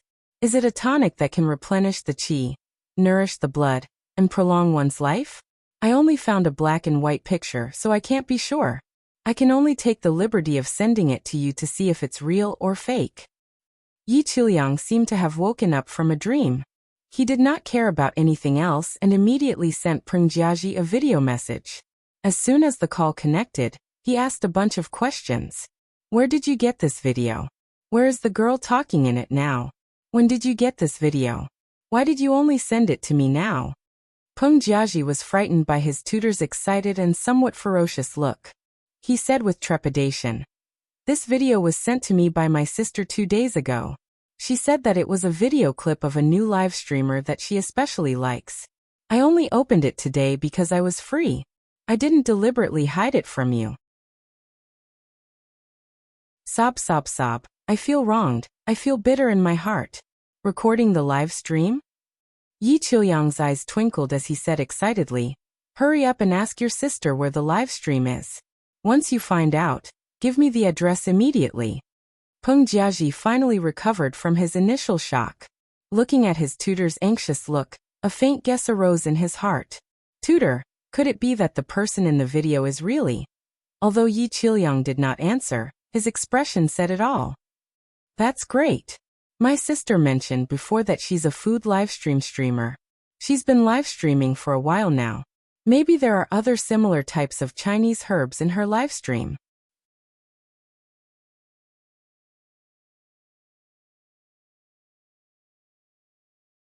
Chapter 146. When Peng Jiaji sent a message to his sister, she was busy arguing with the ghostwriters in the live broadcast room.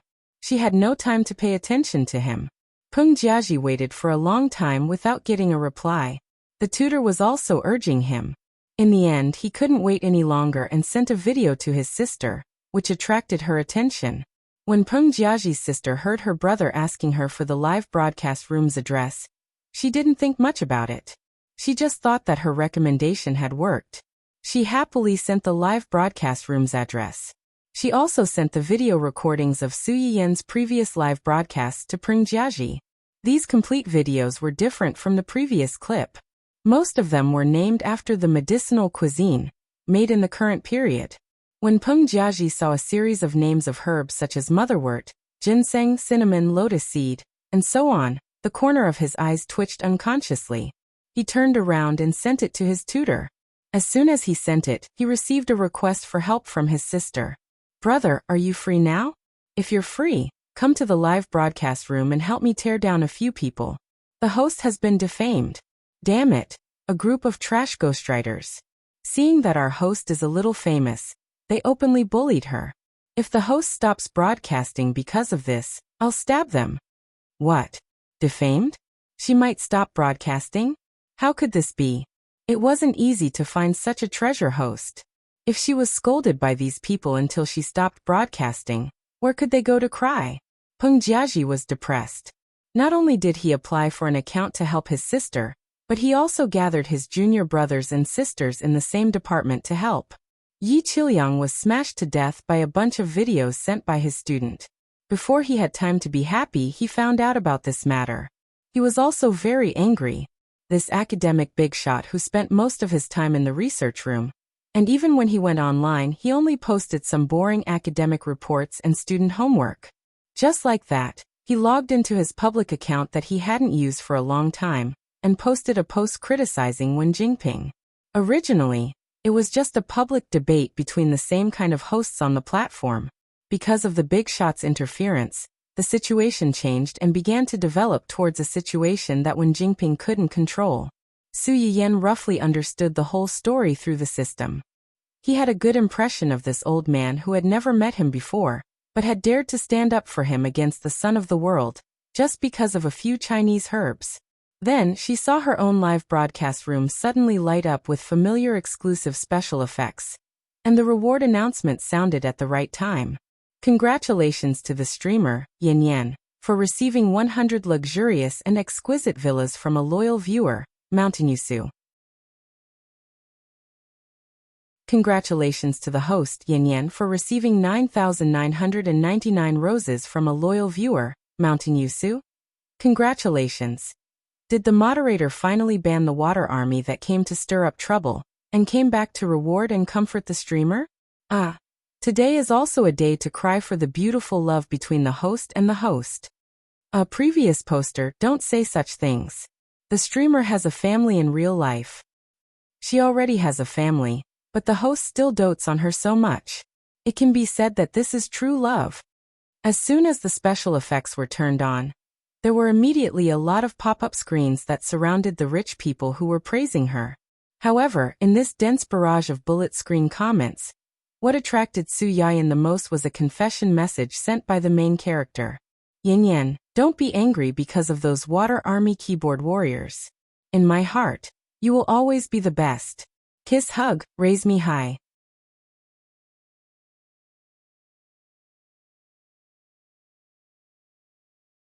Chapter 147.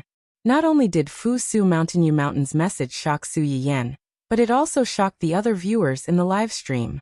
Before this well-deserved number 1 dad would only leave a warning when his account was banned. At other times he would only send tips and not spam the screen. As a result, many people regarded him as a cold and aloof little brother, little sister. Now this cold and aloof person was openly acting cute and flattering the streamer. Could it be that they had always misunderstood that the father of the number 1 on the leaderboard was not a cold and aloof young man or woman, but a soft and cute girl? Because of Fu Su Mountains.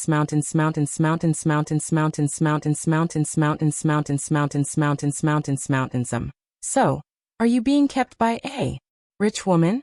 Doghead, doghead. The crowd. Su Yiyan also suddenly came to her senses. She tried to hold back her laughter and said, "Thank you for your consolation. I'm fine. I know they're trying to make me angry and hurt my body. In the end, I'm the one who's at a disadvantage. I wouldn't do something that would harm others without benefiting myself. They're the ones who should be angry. With so many accounts banned, who knows how much money they've lost? The troll army that had their accounts blocked. Aya, how infuriating." Hua Chenhuan, who was watching the live broadcast, couldn't help but smile when she heard Su Yiyan's words. She then gave Yu Zian another order. Send a lawyer's letter to all the companies behind the fake reviewers to help them realize who they should not have offended. Housekeeper. Yi Qiliang was an old antique who spent most of his time behind closed doors, so he didn't know much about these young people. Peng Jiaji, who was urgently summoned to the office to watch the live broadcast with his teacher, tried to explain. The one who tipped the streamer just now. Reward. This is it. Peng Jiaji helped to pull open the gift rewards at the bottom of the live broadcast room, and explained to the teacher. This is a gift. You have to spend money to buy it. The better the gift, the higher the price. After sending it out, the streamer would split it with the website and receive a portion of the money. Giving a gift means that you're willing to spend money on the streamer, and you like the streamer's work. Yi Qiliang's eyes lit up. Then if I give her more, will she answer my questions and even agree to some of my requests and show us those herbs? Peng Jiaji wasn't sure either, so he could only give a vague answer. Probably. Usually, when there were too many rewards, as long as the request was not too excessive, the streamer would usually satisfy the audience. Do you want to give it a try? Then let's give it a try. Yi Qiliang was also a swift and decisive person. With Peng Jiaji's help, he immediately bought a few luxurious villas for Su Yiyan. Another tycoon? Did the streamer take a rich man's charm script? Why are the viewers in the live streaming room so rich? As poor as I am, I feel like I don't fit in with this high-end live stream. Every day, I hate the rich. I also want to keep the streamer QAQ. Su Yiyan heard the reward notification and looked up. Just as she was about to thank the new tycoon viewer, she saw a sentence posted by the new tycoon viewer.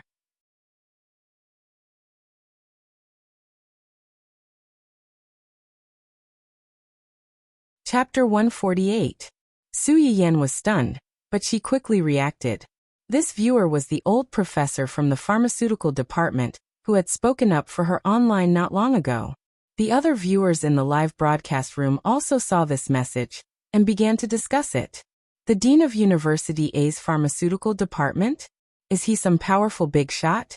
It sounded like it was very powerful. Is there anyone who knows more?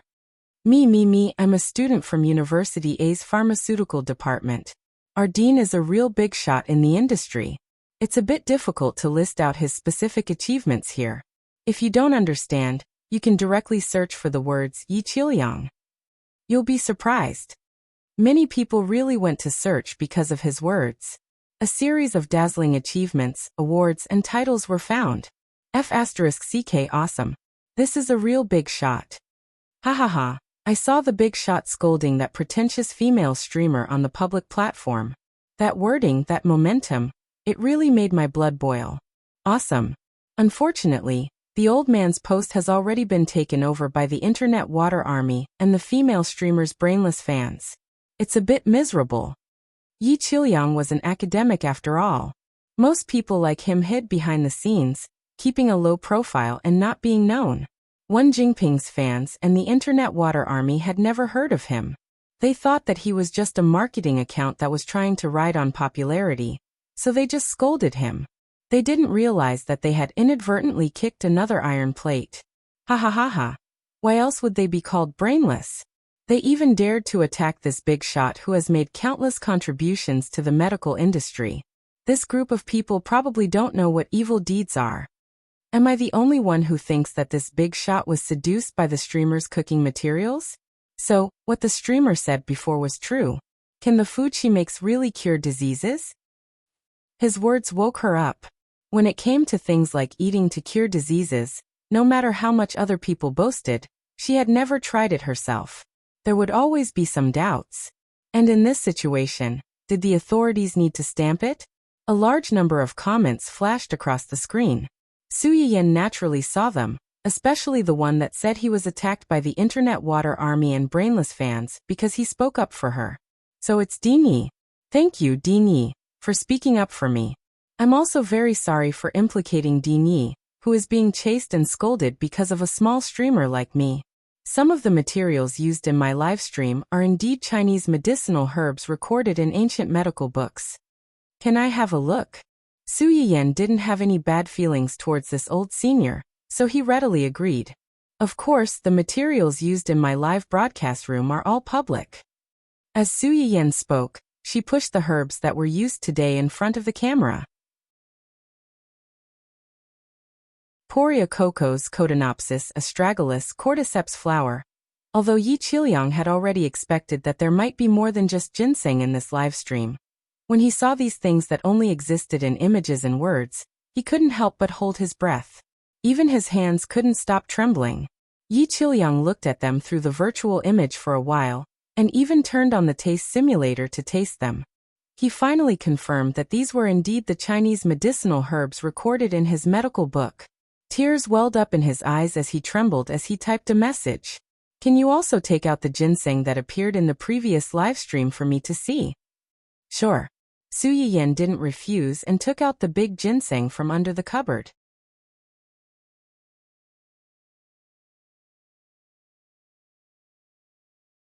Chapter 149. The ginseng that had been plucked for a few days was no longer as vibrant as before, but just from the ginseng itself, one could still see its shape and state. However, this was not the main point. The main point was that such an extremely rare and precious herb was only casually stored in a gray and dusty black bag. Where was the box? Where was the box? At the very least, it would have been better to store it in a beautiful gift bag. Using such a shabby bag to casually store it, did you think it was some wild flower that could be found anywhere by the roadside? What a waste of God's gift. What a waste of God's gift. Yi Qiliang clutched his aching heart and was on the verge of collapsing. He was so heartbroken that he wanted nothing more than to dive into the screen and snatch the ginseng. He wanted to personally customize a luxurious gift box and carefully store it in it, treating it as a family heirloom. Su Yiyan was completely unaware of Yi Qiliang's inner roar. She held the ginseng and stood there for a while. She felt that this was a little silly, so she asked, "Is it done?" "Forget it, I'll put it aside for now. Take your time to look at it. I still have a kanji to make. It's about time. We'll talk about the rest later." As Su Yiyan spoke, she casually placed the ginseng beside the other plates of herbs. The withered green leaves and ginseng roots lay casually on the white porcelain plates. It looked as miserable as it could get. When Yi Qiliang saw this scene, his heart ached again. He felt that if he continued to look at it, he might have to call for emergency treatment. The last medicinal cuisine of the day is Gorgon lotus seed kanji. It mainly uses gorgon and lotus seeds. I've already made lotus seeds once before, so I won't introduce them further. Gorgon is actually somewhat similar to lotus seeds. It's a type of water lily. The gorgon is its seed kernel, just like how lotus seeds are the seeds of lotus flowers. As Su Yiyan spoke, she washed the 2 herbs and placed them into the clay pot to boil with the glutinous rice. After the gorgon was cooked, she added some white or brown sugar to complete the congee. Gorgon has the effect of nourishing qi and nourishing the body. Using it together with barley has the effect of removing dampness. If you add glutinous rice to make porridge, it will have the effect of strengthening the kidney. When Yi Qiuliang heard Su Yiyan's explanation, he couldn't help but have some doubts in his heart. As usual, he rewarded her with a few villas and asked tentatively, "Young lady, are you a doctor? Where did these Chinese herbs come from? Can you sell a part of it to us for research? The price is negotiable." If someone else had asked this question, Su Yiyan might have pretended not to see it, but this old man had spoken up for her not long ago. Su Yiyan also accepted his kindness, and said with a faint smile, "These things are passed down in my family, and have been cultivated recently. As for whether or not I'll sell it, and how I'll sell it, we'll have to wait." Wait for what? Wait for the news. Su Yiyan's words were an indirect admission that these herbs would be sold in the future. Not only Yi Qiuliang, but the old viewers who had watched her live broadcast for a few episodes were also excited, and they sent a lot of questions on the pop-up screen. The official announcement had not been released yet, and Su Yiyan had no intention of being entangled in this topic. Next, as usual, let's draw a prize. The 2 soups and the porridge will each be given to a lucky audience member. As for the fish, only one was fried, so it has to be given to the patient first. It won't be participating in the draw. As soon as she said this, the audience no longer worried about the ingredients. They began to complain that Su Yiyan did too little, and they were envious of the host's sick family member. Su Yiyan had always mentioned her family in her previous live broadcast, so the audience naturally thought that the patient was Su Yiyan's family member.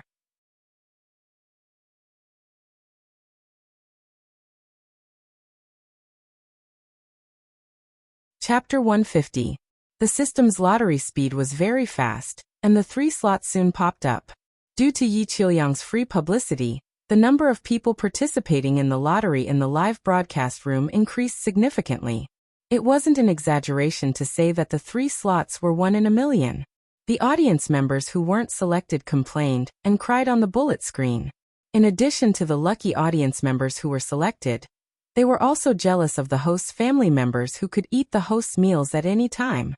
Su Yiyan packed everything and looked up to see the screen full of jealousy. His eyes turned slightly, and he smiled faintly. "Finally, I'll pick a lucky audience member to be the attending patient for the next live broadcast. The selected audience member only needs to send me a recent photo, and I'll choose to customize a medicinal cuisine suitable for his physique, and send it to him in the next live broadcast." Su Yiyan had already learned from the system that the function of observation was not limited to reality. It could also be used on the internet.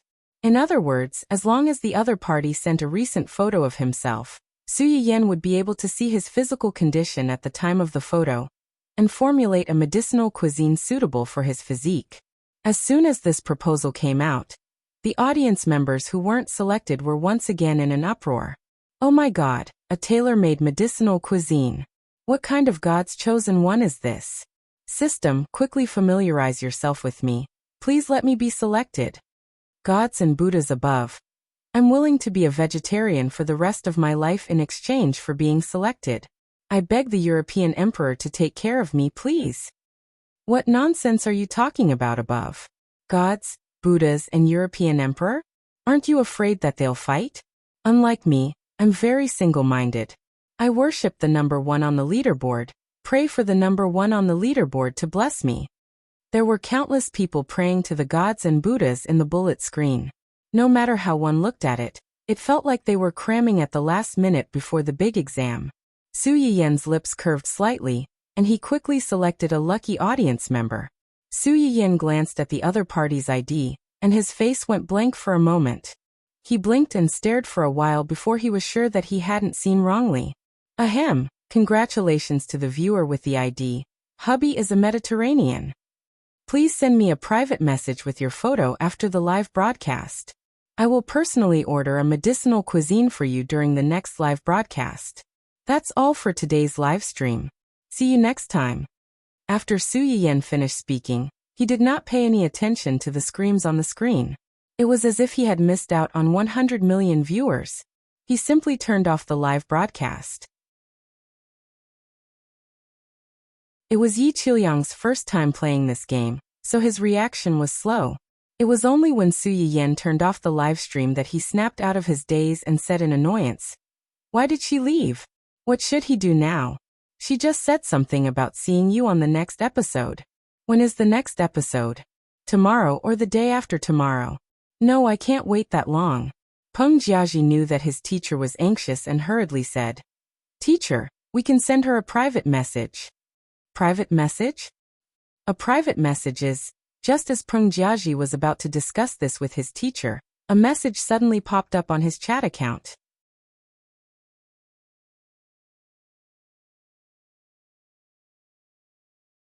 Chapter 151.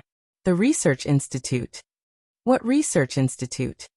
Peng Jiaji was also a little confused. Why was the Research Institute involved in this? My sister said that the Research Institute just released an announcement to speak up for that streamer. Yi Qiuyang's eyes flashed slightly. He decisively clicked into the Research Institute's public account and saw the announcement floating at the top of the page. The announcement looked quite standard. In summary, it said, "Thank you to an anonymous person for freely providing his family's extinct plant seeds. The Research Institute has recently used this batch of seeds to cultivate Chinese herbs that were lost in ancient earth. These Chinese herbs can not only nourish the body, but also cure diseases. This is a great discovery and something worthy of celebration. The Research Institute will try to introduce nutrient solutions with Chinese herbs in the future. They will also open up a separate channel to sell Chinese herbs. Those who don't understand Chinese herbs and don't know how to consume them can go to XX Live Broadcast Room. There will be experts there to clear up your doubts." The announcement also included holographic images of several new Chinese herbs, as well as detailed internal composition, and some related knowledge and complex pharmacology.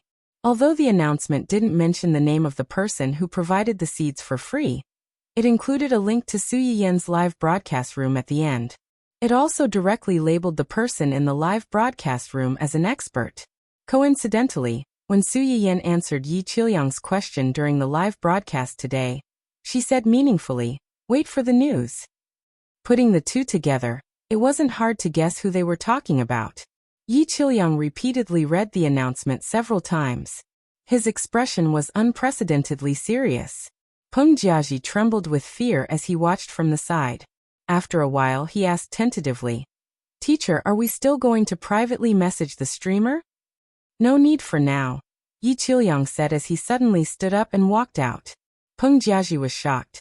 "Teacher, where are you going?" "The Research Institute." The current director of the Research Institute was his former student. He knew better than anyone whether the Research Institute had obtained any extinct plant seeds, or whether it had been cultivated. It wasn't an exaggeration to say that these things had appeared out of nowhere. He had to find someone who knew what was going on. While Yi Qiuyang was rushing over to the Research Institute to get to the bottom of the matter, Yu Zian and the others were also stunned by the sudden appearance of this heavyweight Research Institute. It took him a while to come back to his senses, and he was extremely excited. F***CK, young madam is too awesome, isn't she?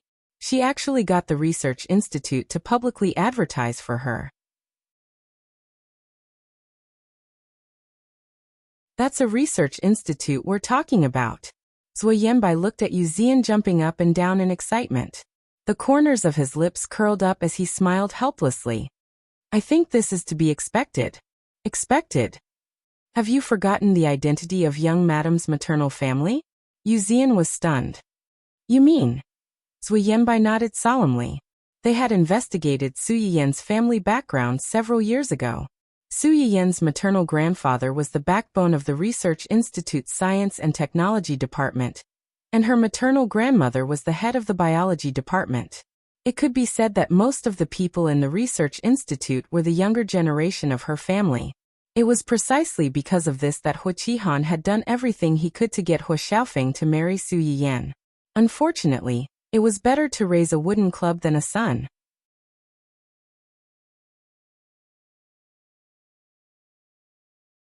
Chapter 152. What Zui Yanbai cared more about was not Su Yiyan's relationship with the research institute, but the public Chinese herbal medicine. It was the first time he had heard that these huahua herbs, seafood, and fruits could help nourish the body and cure illnesses. His young master's legs had seen countless doctors and had undergone countless treatments, but there had been no improvement. Would young madam's herbs? Hey, why are you in a daze? Yu Xian's call successfully pulled Zui Yanbai's attention back. He smiled and said, nothing. Yu Xian saw that he did not want to talk about it, so he did not force him. He continued happily, ha ha ha ha, I was thinking about how to teach that evil female streamer a lesson, but now it seems like there's no use for me. That's the Research Institute.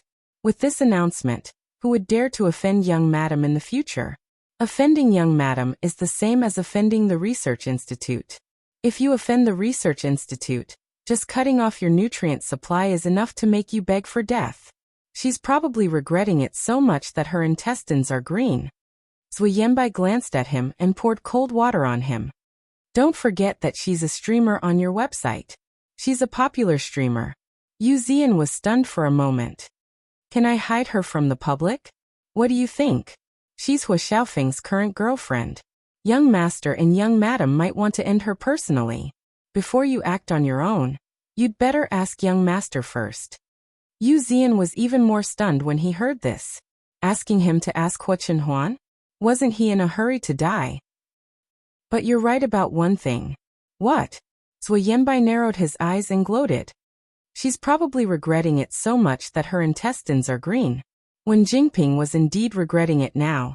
She was the most popular girl in the gourmet section of the website.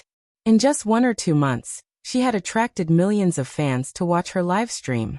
When she first posted that post, it quickly rushed to the public with the support of these fans and the help of the internet water army.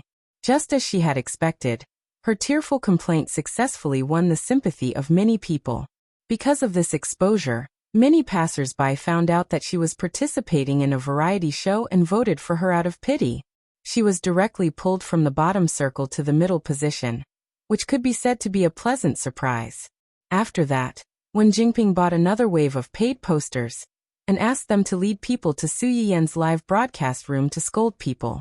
Unexpectedly, Su Yiyan and Hua Chenhuan did not play by the rules. No matter how many people went, they were all sealed and never returned. Wen Jingping already had an ominous feeling in her heart at that time. However, when she thought about how this would definitely cause public anger in the live broadcast room, the harmony in the live broadcast room was just a temporary illusion. As long as he pinned the label of plagiarism on her outside of the live broadcast room, she would not be able to hide the truth from the masses no matter what kind of background she had. At that time, her foundation would be destroyed. So what if she had more ancient earth plants? She had plenty of ways to ruin her reputation and make her take out things that no one would believe in. Wen Jingping had a good plan, but she did not expect that God's plan would not work out. In this world, it was impossible for everything to go according to her wishes without any unforeseen circumstances.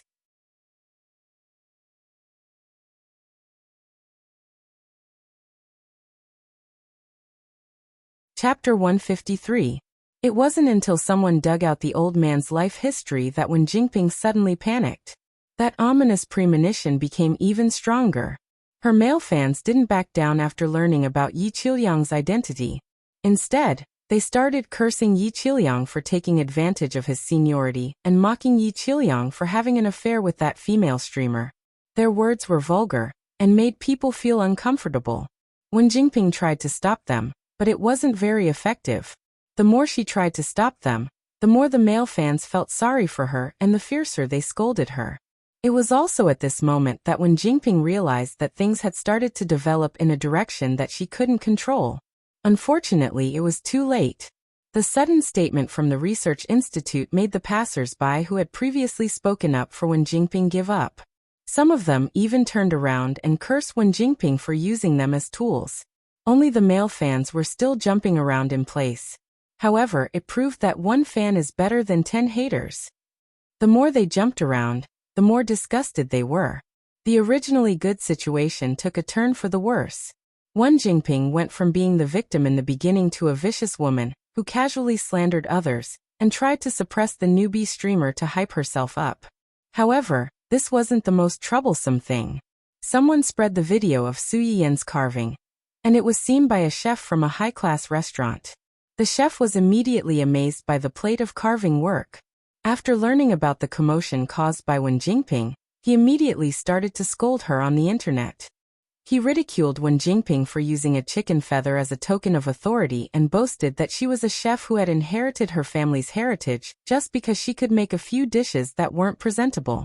He also accused her of plagiarism, and not to mention that she wasn't as good as her.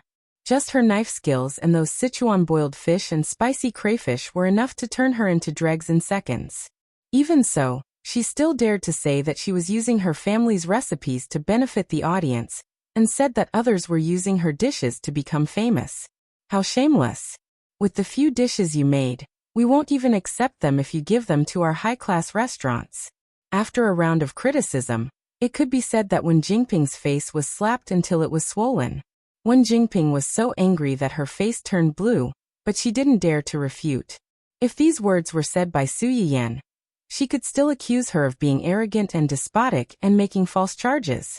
However, the person who said this was a chef who had been famous for a long time. If he were to speak up at this time, he would simply be sending himself to be tortured. She could only watch helplessly as her evil power backfired on her.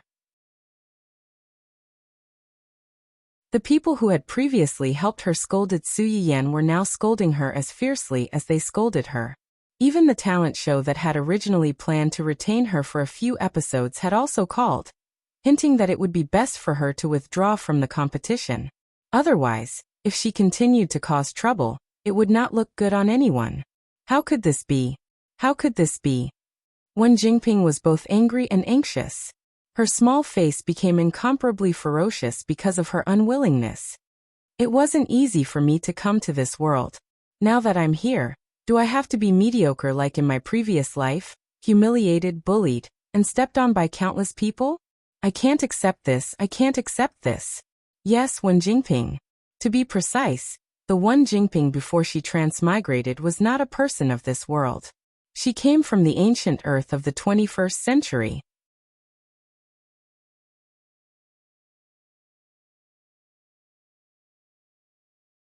Chapter 154.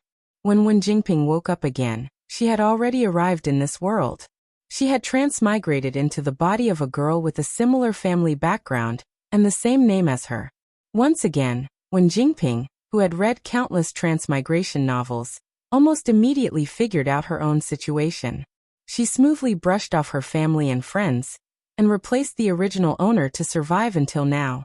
In the eyes of others, Wen Jingping was still the same as before, obedient, sensible, kind, and tenacious. Only she knew that under her calm appearance, there was a heart of unwillingness hidden. She did not want to live the cowardly life of her previous life again. She firmly believed that God gave her a chance to live again, because He wanted her to become the female lead of this world. She wanted countless men to fall in love with her, live and die for her, and completely change her fate. At first, Wen Jingping thought that she had just transmigrated into a parallel world, and that everything around her was not much different from her previous life, until she saw the nutrient solution, and after some investigation, she found out that this world had been in the 21st century for nearly 1,000 years, and the place she was in now was not Earth, but the second planet that humans migrated to for survival. Before this, humans had undergone 2 migrations in order to survive. Although there were twists and turns, they finally settled on this small planet, but their vitality was greatly damaged. Many of the ancient Earth's flora and fauna, as well as its history and culture, were lost. The real future world was not as beautiful as humans imagined. After losing the home that they relied on for survival, humans struggled to survive. They gave up everything they could to finally find a place to live, and began a difficult reconstruction. Destruction, migration, reconstruction, destruction again, migration again, and reconstruction again. This was a very long and difficult process. Therefore, in the past 1,000 years, The technology of this world was more advanced than the 21st century, but some aspects were still the same, and even worse than the 21st century.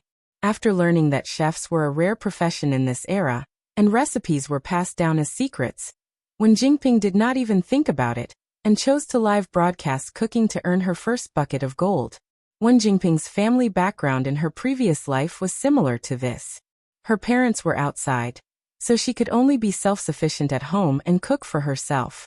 This was a common survival skill in his previous life, but in this world, it had become a skill sought after by countless people.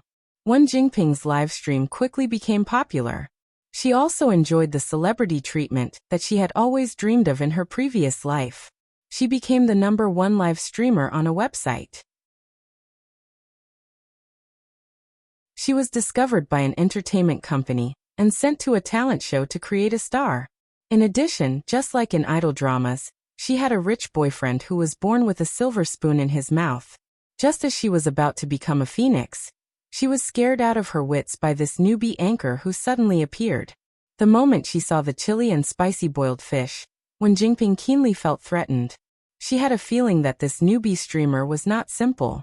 She had something that she did not have. In order to confirm this hunch, Wen Jingping went to watch all the recordings of Su Yiyan's live broadcast. The familiar ancient earth herbs that should have been extinct appeared in front of Wen Jingping so obviously. She was so scared that she was in a mess, but it also made her more certain of her thoughts. Regardless of whether the appearance of these things was accidental or not, she had to destroy this person.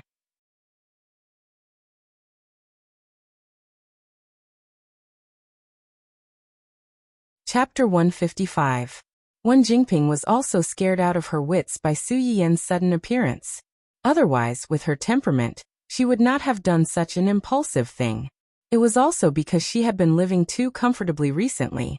Her career and love were both successful. She was about to step onto the stage and become an entertainment star that she did not even dare to dream of in her previous life. She could not accept anyone becoming a threat to her fame. However, it was too late to say anything now. Talent shows were said to create stars, but in fact, they mainly relied on the audience's popularity. Although Wen Jingping was good-looking, she was not the kind of person who would amaze people at first glance. In addition, she was not a professional, so her ability was inferior to others. If it were not for Hua Xiaofeng's help behind the scenes, she might not have been able to stay until now. Now that she had done such a thing, she had lost all her popularity. In turn, she had helped Su Yiyan. It was really a double whammy. Wen Jingping was angry and scared. However, there were some problems on Hua Xiaofeng's side. His phone could not be reached. When she went to look for him, she was chased out. It seemed that he was unreliable. At the thought of this, Wen Jingping could not help but complain to Hua Xiaofeng. What should I do now? Ning Qirui, yes, there is still Ning Qirui. He will definitely help me. He definitely will. Wen Jingping also panicked. She suddenly remembered that she still had a spare tire. Immediately, as if she had grasped at the last straw, she looked for Ning Qirui's phone number with trembling hands and dialed it. Su Yiyan was unaware of all the things that happened on the internet. After turning off the live broadcast, she focused her attention on reality. This was the main reason why she chose not to show her face. The live broadcast was separated from reality, so that all the things that happened on the internet would not affect her and her family in reality. After sending out the lucky draw and Ning Qirui's dinner, Su Yiyan also saw the photo sent by the last lucky audience member. A young man in his early 30s with half a round egg on his head? Pfft. Before seeing this photo, Su Yiyan was still hoping that this person might be joking. Now that he saw this picture, he finally understood that the Mediterranean Sea was really the Mediterranean Sea. Su Yiyan stared at the photo and confirmed that this person's head was the only serious injury. His body was fine. She then sent a message to him, telling him that she would try to make Dao Xingfa's medicinal cuisine for him in her next live stream. She also asked for his opinion, asking if she could mention the medicinal cuisine's effects in her live stream. As soon as the other party received Su Yiyan's message, he excitedly confirmed several times whether the medicinal cuisine could really help with hair growth. After receiving Su Yiyan's rather reserved reply, She wasn't too disappointed. She said very good-naturedly, "It's okay. It's not a shameful illness. Host, you can talk about it as much as you want.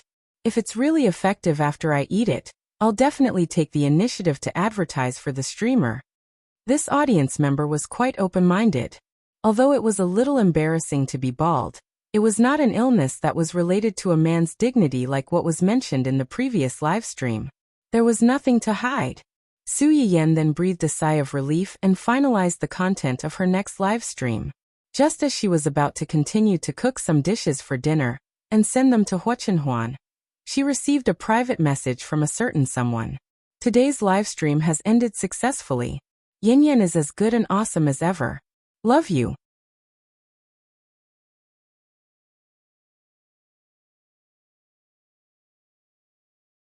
Chapter 156.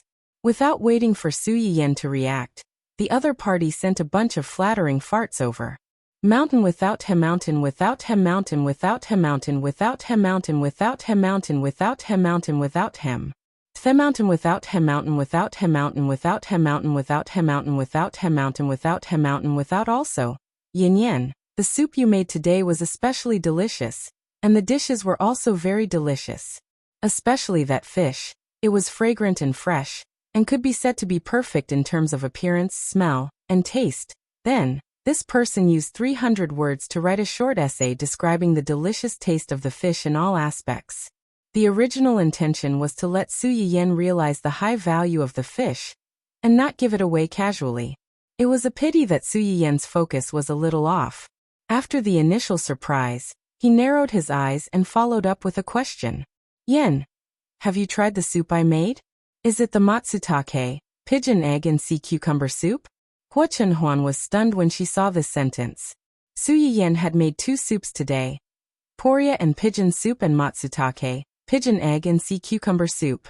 Before this, she had emphasized that 3 of the dishes today were medicinal cuisines for patients with kidney disease, and one of them was for premature ovarian failure. Although Su Yiyan did not mention anything about the treatment of the soup, the ingredients used in the other 3 dishes all mentioned kidney problems. It was self-evident what the main treatment of this soup was. Hua Chenhuan, who was inexplicably diagnosed with premature ovarian failure, was speechless. However, President Hua, whose brain had short-circuited, did not consider that not only men could get kidney disease, but women could also get kidney disease.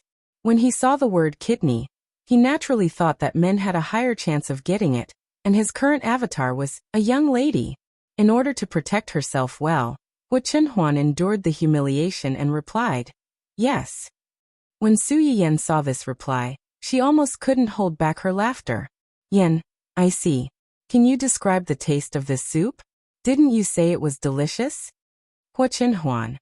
A certain someone once again experienced what it meant to lift a rock only to drop it on one's own foot.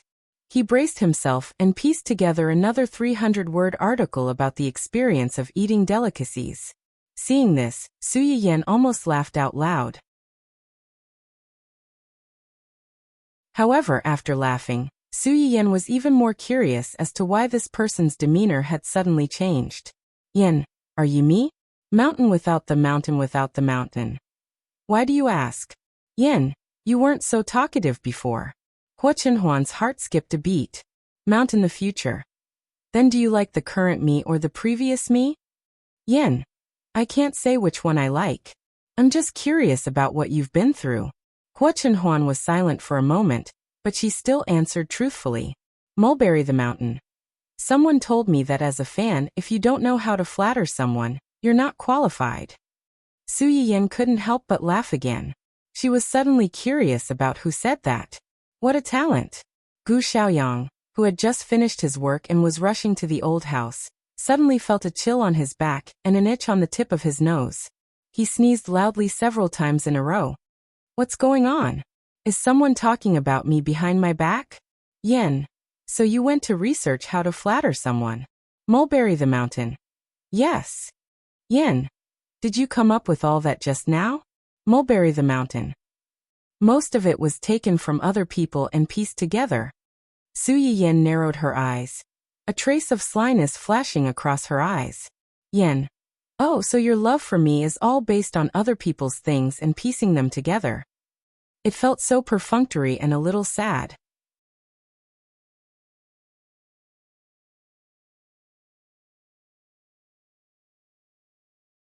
Chapter 157. As expected, Huan panicked when she saw the message. For a moment, she even forgot that she was chatting with Su Yiyan as an ordinary fan in the live broadcast room. Mulberry without mountain. No. Mulberry without mountain. I didn't mean to patronize you. Mulberry without mountain. I'm too stupid. I can't say anything nice, so I have to borrow other people's flattery. Huan sent several messages in a row. It was obvious that she was really nervous. Su Yiyan stopped when she was ahead and continued to guide her. Yen, I don't like to hear any fancy words. I only want to hear the truth. Mulberry without mountain. Got it. Yen so? Huan frowned slightly and stared at this reply for a long time. Finally, she blushed slightly and typed two simple words. Mulberry without mountain. Love you. This time it was Su Yiyan's turn to be stunned. It was obviously a simple word, but it was unexpectedly seductive.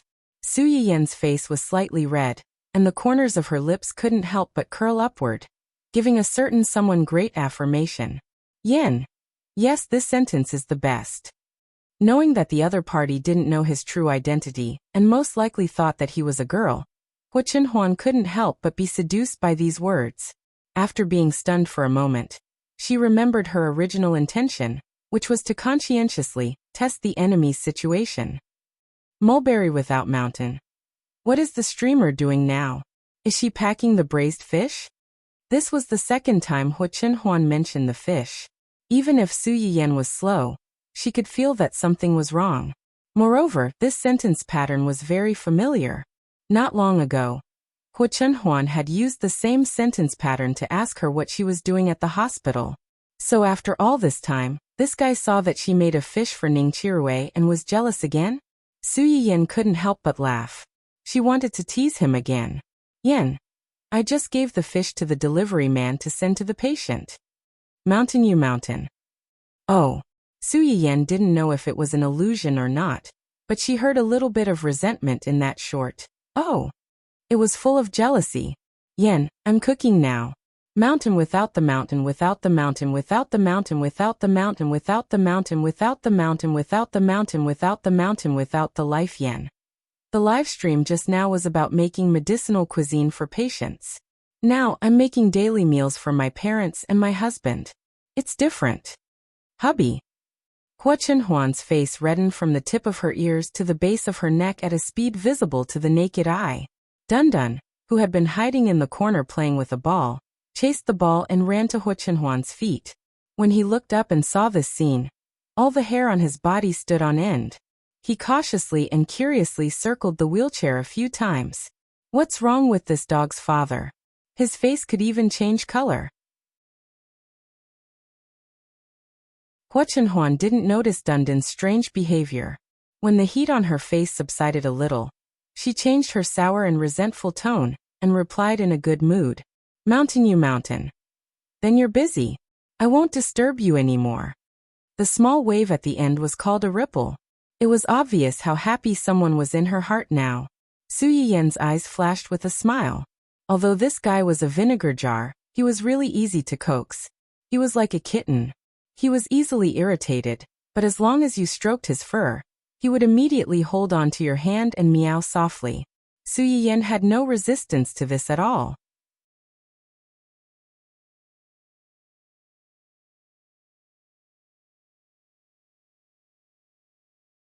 Chapter 158.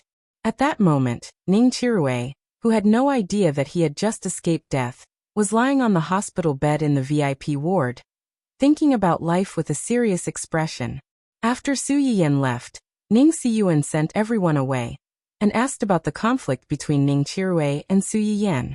Ning Chirui naturally could not say anything because he really did not have any conflict with Su Yiyan. The one who really had a conflict with her was Wen Jingping. At first, Ning Chirui was a little reluctant to talk about it, but later, he was really forced into a corner, so he accidentally mentioned Wen Jingping. Ning Siyuan had heard of Wen Jingping before, so he continued to interrogate him. Ning Chirui was young and inexperienced, so he was no match for his older brother. It did not take long for him to be defeated and had to confess. So you had a conflict with Miss Su because of Wen Jingping? Oh no, that's not called a conflict. That's called you running up to her one-sidedly, but she couldn't be bothered with you. Ning Chirui was a little embarrassed and he shouted angrily, "Brother! It's no use calling me brother. Tell me honestly, what did she tell you?" She said that she and Hua Xiaofeng were in love, and they were engaged before Hua Xiaofeng and Miss Su got engaged. Hua Xiaofeng's parents disliked her family background and thought that she was not good enough for Hua Xiaofeng, so they took the initiative and arranged for him to get engaged to Miss Su. After Hua Xiaofeng found out about this, he also wanted to break off the engagement, but Miss Su already had feelings for him. Not only was she unwilling to let them be together, but she also considered herself the legal wife and went to their school to cause trouble for her. Ning Siyuan's face darkened and he sneered. What she meant was that she and Hua Xiaofeng were in love, and Miss Su was the third party in their relationship. It was only because of the engagement that Miss Su became Hua Xiaofeng's fiancée, so she had no choice but to be the third party? Ning Chirui glanced at his brother's expression and did not dare to answer. Ning Siyuan took a deep breath and continued to ask, "How did she explain to you that Hua Xiaofeng took her to the Su family and asked to break off the engagement in public some time ago?" She said that Hua Xiaofeng had asked his parents and the Su family to break off the engagement several times, but there was no result. His parents even threatened to lock him up at home until the two of them were married if he dared to mention breaking off the engagement again. They really had no choice but to make a big fuss at the birthday banquet to force the Su family to agree to break off the engagement. How could you believe this kind of nonsense? Ning Siyuan finally couldn't hold it in any longer and shouted, panting heavily. How can you believe everything she says? Do you even have a brain? How many times did I tell you when you left home? What you see may not be the truth, and what you hear may not be the truth. You have to think of a way to distinguish and investigate on your own. You don't want to be coaxed by a few casual words like this.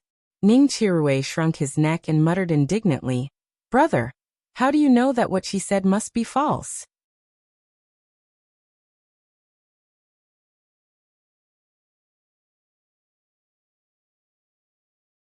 Chapter 159. Ning Chirui was dumbfounded. It took him a while to find his voice. He mumbled, Maybe they knew each other before this and just got back together this year?" Ning Siyuan sneered. "Okay, even if that's the case. She said that Miss Su went to her school to cause trouble. If Miss Su really went to look for her in a public place like the school, there must be someone who saw it, right? Have you checked it out?" Ning Chirui choked and looked guilty. Ning Siyuan sighed and said helplessly, "You said that Miss Su has feelings for him and the Su family is unwilling to annul the marriage." Hua Xiaofeng's parents also looked down on Miss Wen's family background and insisted that Hua Xiaofeng marry Miss Su. That's why they had no choice but to annul the marriage in public. But according to my people's investigation, Hua Xiaofeng's parents might have done these things, but the Su family would never compromise. Compromise? Why? Because family Hua begged the Su family to agree to this marriage. If it weren't for the fact that Miss Su's mother and Mrs. Hua were old friends, the Su family wouldn't even want to marry family Hua. How could they know that Hua Xiaofeng had someone else in his heart and wanted to annul the marriage and still refuse? Ning Chirui was stunned.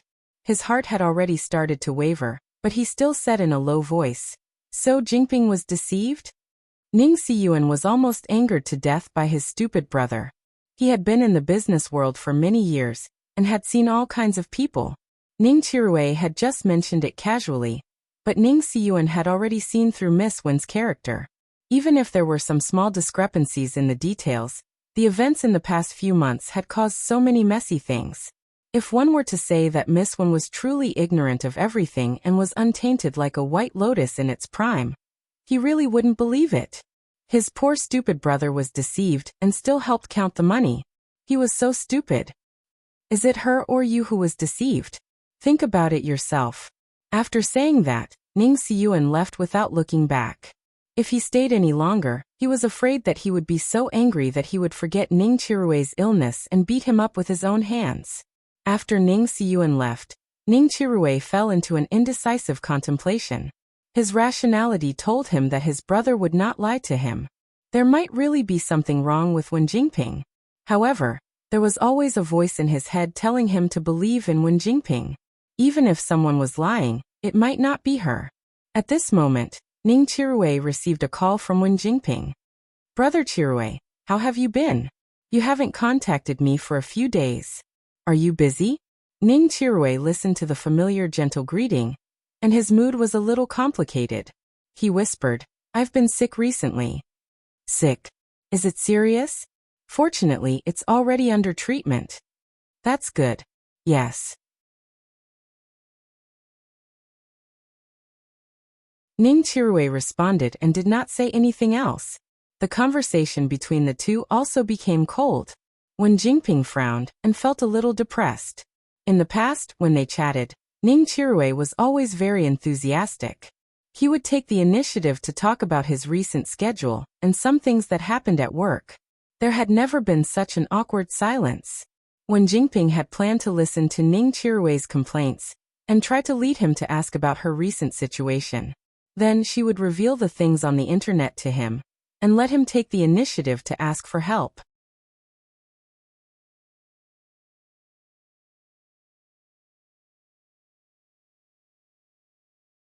Chapter 160. Wen Jingping was already anxious because of all the things that had happened in the past few days.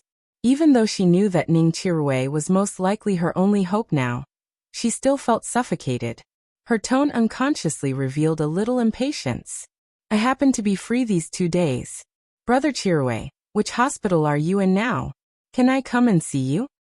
If Wen Jingping had taken the initiative to look for him, Ning Chirue would have been more than happy to take the initiative to arrange all kinds of things for her, and even send someone to pick her up in person. If the reporters outside took pictures of them, it would inevitably create some news. However, he had just been scolded by his elder brother, and his mind was still a little muddled. When he heard Wen Jingping's words, he suddenly felt a little uncomfortable and refused without thinking. "Forget it. The smell of the hospital is heavy, and there are many people. It's not convenient for you to come over." Although he said that, Ning Chirue still had a little thought in his heart. He thought that if Wen Jingping really cared about him, she would not care about this inconvenience, and would definitely want to come and see him. But if she was just being polite, then Wen Jingping, who did not know Ning Chirue's thoughts, was slightly relieved when she heard his words. She pretended to be regretful and said, "Okay then. Let's meet again when you recover, Brother Chirue." Ning Chirue's heart suddenly turned cold. He frowned slightly and continued, "Then we may have to wait for a long time." "A long time?" Wen Jingping was taken aback. "Didn't you just say that it's not serious?" "It's not serious, but it's more troublesome to treat and will take some time." "How long will it take?" "At least 1 or 2 years." "So long." Wen Jingping's face suddenly changed. "Then, Brother Chirue, what about your work during this time?" Ning Chirue narrowed his eyes. As his brother said, he was stupid, but not hopelessly stupid. He was still sick, but a certain someone didn't care about what kind of illness it was that would take a year or 2 to recover. She didn't care about his current physical condition, what kind of pain he would experience during the treatment process, or whether he needed someone to accompany him. Instead, she only cared about his illness, whether he could still complete his job, and whether he could continue to stay in this industry. For a moment, Ning Chirue suspected that the person who was talking to him was not his friend, but a boss who prioritized the company's interests. "There's nothing we can do about it. Since we're sick, we can only put down our work. The company didn't make things difficult for me, but I'm afraid I won't be able to stay in the entertainment industry for the next year or 2. As soon as Ning Chirue said this, Wen Jingping's heart skipped a beat.